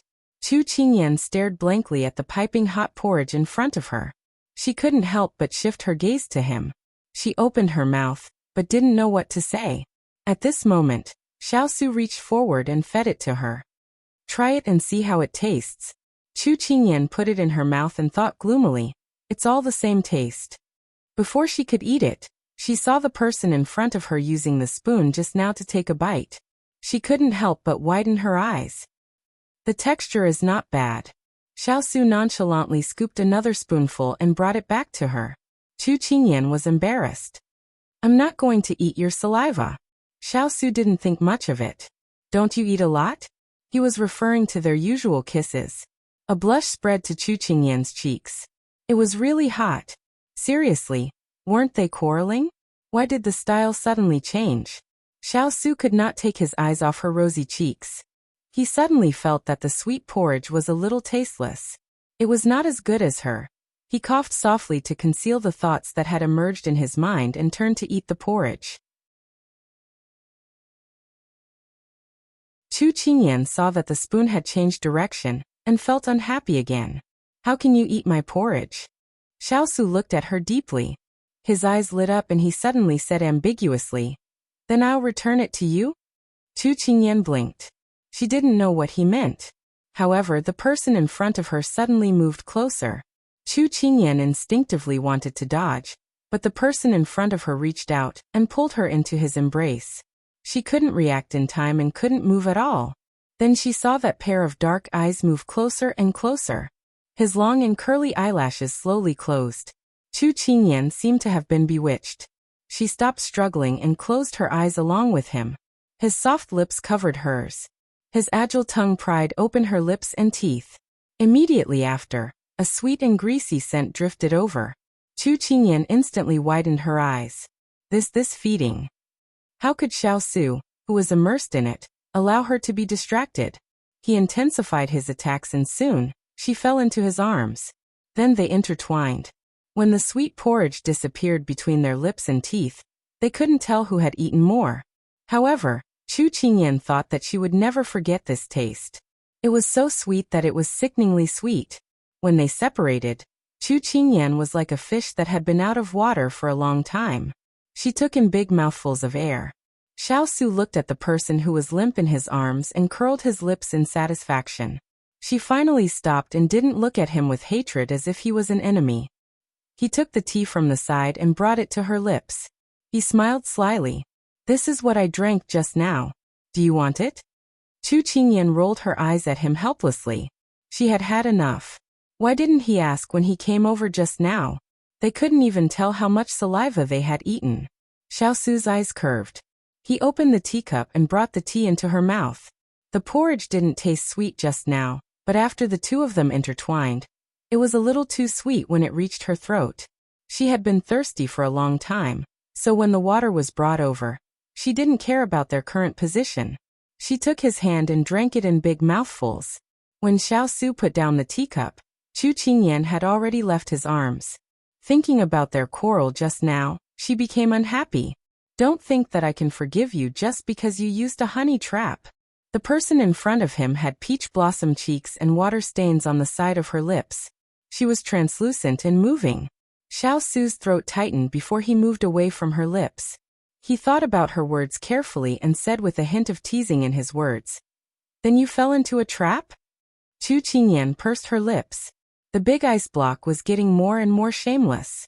The little fellow's face turned even redder. Xiao Su's lips curved slightly, but his tone was serious. How did I offend you? Why are you so angry today? She looked up and saw his serious face. Chu Qingyan felt powerless, as if she had used all her strength to hit cotton. She had been talking for a long time, but he didn't understand a single thing? It's nothing. Eat the porridge, it's getting cold. She felt that she no longer had any fighting spirit at the moment. Xiao Su slightly raised his eyebrows. He wanted to ask what was going on, but seeing her reach out to help him ladle a bowl of porridge in front of him, he couldn't help but think that the little fellow had finally calmed down, so it was better not to provoke her. There were some things that didn't have to be pursued to the end. He could investigate it himself.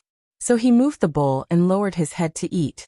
Chu Qingyan saw that he finally started to eat, and the stone in her heart was put down. She stirred the bowl of porridge in front of her from time to time, but her gaze fell on the person in front of her.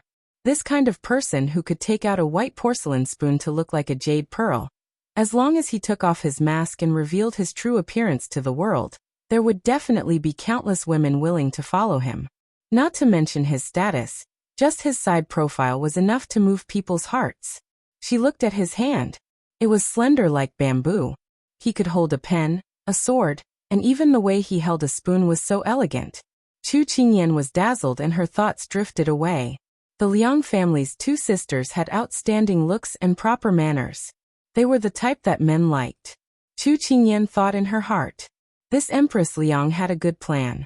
No matter which type the big ice block liked, one was more quiet and one was more active. There would always be one type that would be satisfied. Her heart, once again, felt bitter.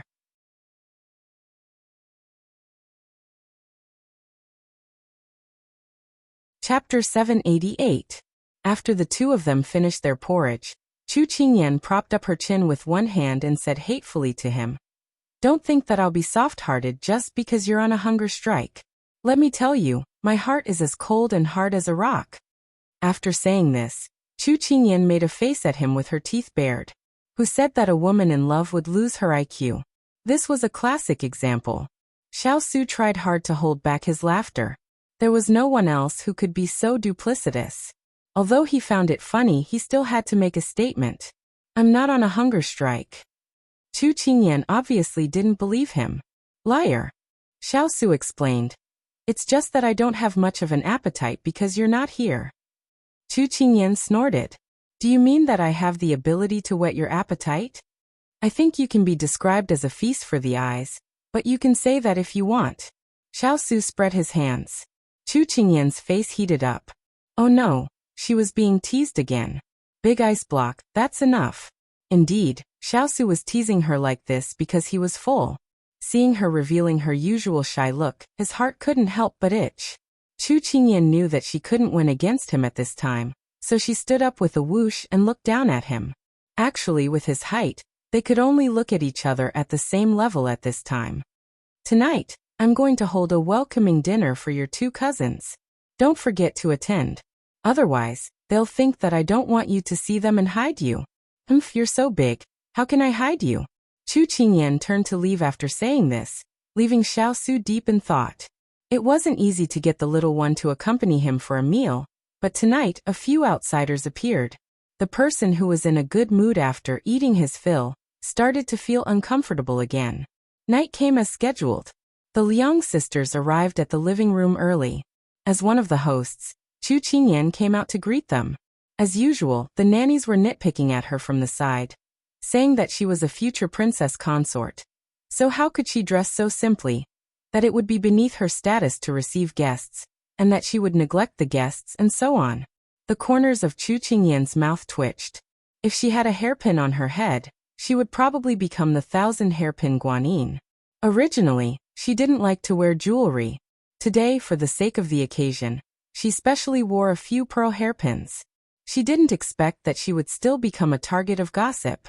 However, it also proved that if people insisted on finding fault with you, they could also find bones in an egg. Liang Danjing, who was standing at the side, tried to help her out. "Sister Chu is a natural beauty. You don't have to wear gold and silver like us." Chu Qingyan gave her thanks with a grin. This help really wasn't much. When Liang Danbing heard this, she glanced at Chu Qingyan.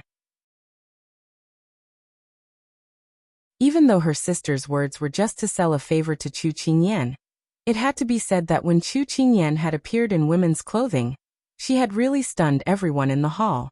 Even though she didn't want to admit defeat, she had to admit that this person's appearance, even the number one beauty in the capital, wouldn't be able to stand next to her and compete with her for glory.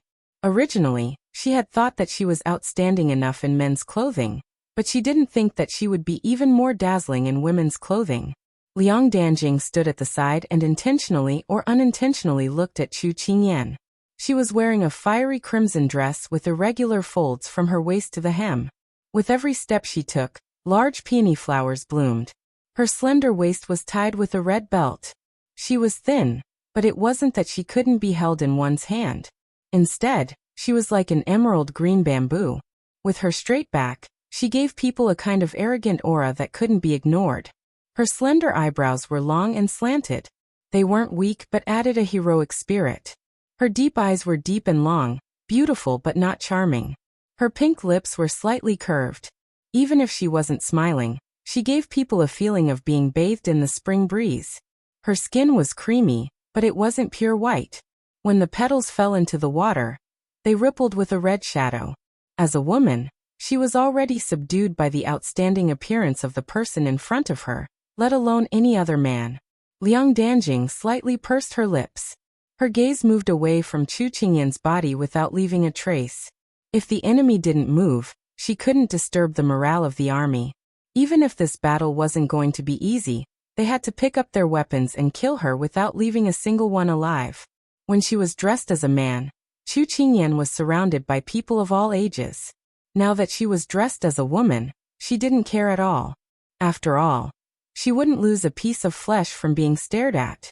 Because it was almost the end of spring and the beginning of summer, the days were long.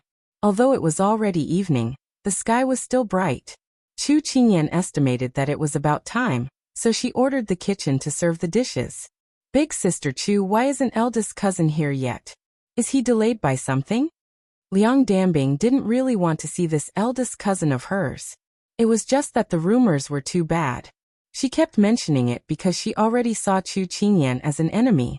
She didn't want her to feel comfortable, so she kept finding fault with her. Chu Qingyan really didn't want to pay attention to her, but seeing how she kept causing trouble for her, she felt very apologetic. She couldn't help replying, "Haste makes waste, Bingju, don't be impatient." When these words came out, Liang Danbing's face turned red as she glared at her, but she couldn't say a single word to refute it. She could only turn her head to the side. Chu Qingyan let out a sigh of relief. This little girl finally stopped. That was enough. But she was a bit confused right now. Did something happen to Big Ice Cube? But it wasn't time yet, so she suppressed her emotions. Speak of the devil. Footsteps came from outside the door, and then Huling walked in first. He said to Chu Qingyan, "Little Princess Consort, His Highness is here." Following that, Xiao slowly appeared at the door. Because of the rumors, the Liang family's beautiful sisters were afraid of Xiao, but they were still young girls. The last time they saw him was several years ago, so they were still very curious about him and looked forward to seeing him. When the ice-cold mask entered their eyes, the Liang family's beautiful sisters trembled from the coldness in his eyes. In order to leave a good impression on their eldest cousin today, they had chosen expensive and thin clothes. Even though it was the end of spring, the night wind was still cold. The two's lips were slightly pale, but it was more of a psychological effect. Chu Qingyan saw the mask on his face that she hadn't seen in a long time and her heart twitched, feeling a bit of pain. Because in the past few days, Big Ice Cube had been staying with her in the house, so she had forgotten that every time he faced outsiders, he always wore a mask. In reality, these days were very tiring. At this moment, her heart ached for him. Eldest cousin. The Liang family's two sisters immediately stood up and bowed to Xiao. Xiao nodded. He walked past them and sat down next to the little fellow before looking at her. Chu Qingyan blushed with shame. "This is your cousin, you're not greeting her? Come." Xiao winked at her. Chu Qingyan could only say to the Liang family's two sisters, Sit, the food is here, don't be polite. When the Liang family's beautiful sisters saw Xiao Su for the first time, they felt his coldness. They gave a cold shiver. You're tuning in to the Li Mei's Wuxia Whispers YouTube channel. We're so grateful for your support, and don't forget to subscribe to join us on this incredible journey through captivating stories. Your generosity through donations truly makes a world of difference, as it's the primary source of revenue that allows me to expand and enhance this channel for you. Thank you from the bottom of my heart for being a part of this adventure.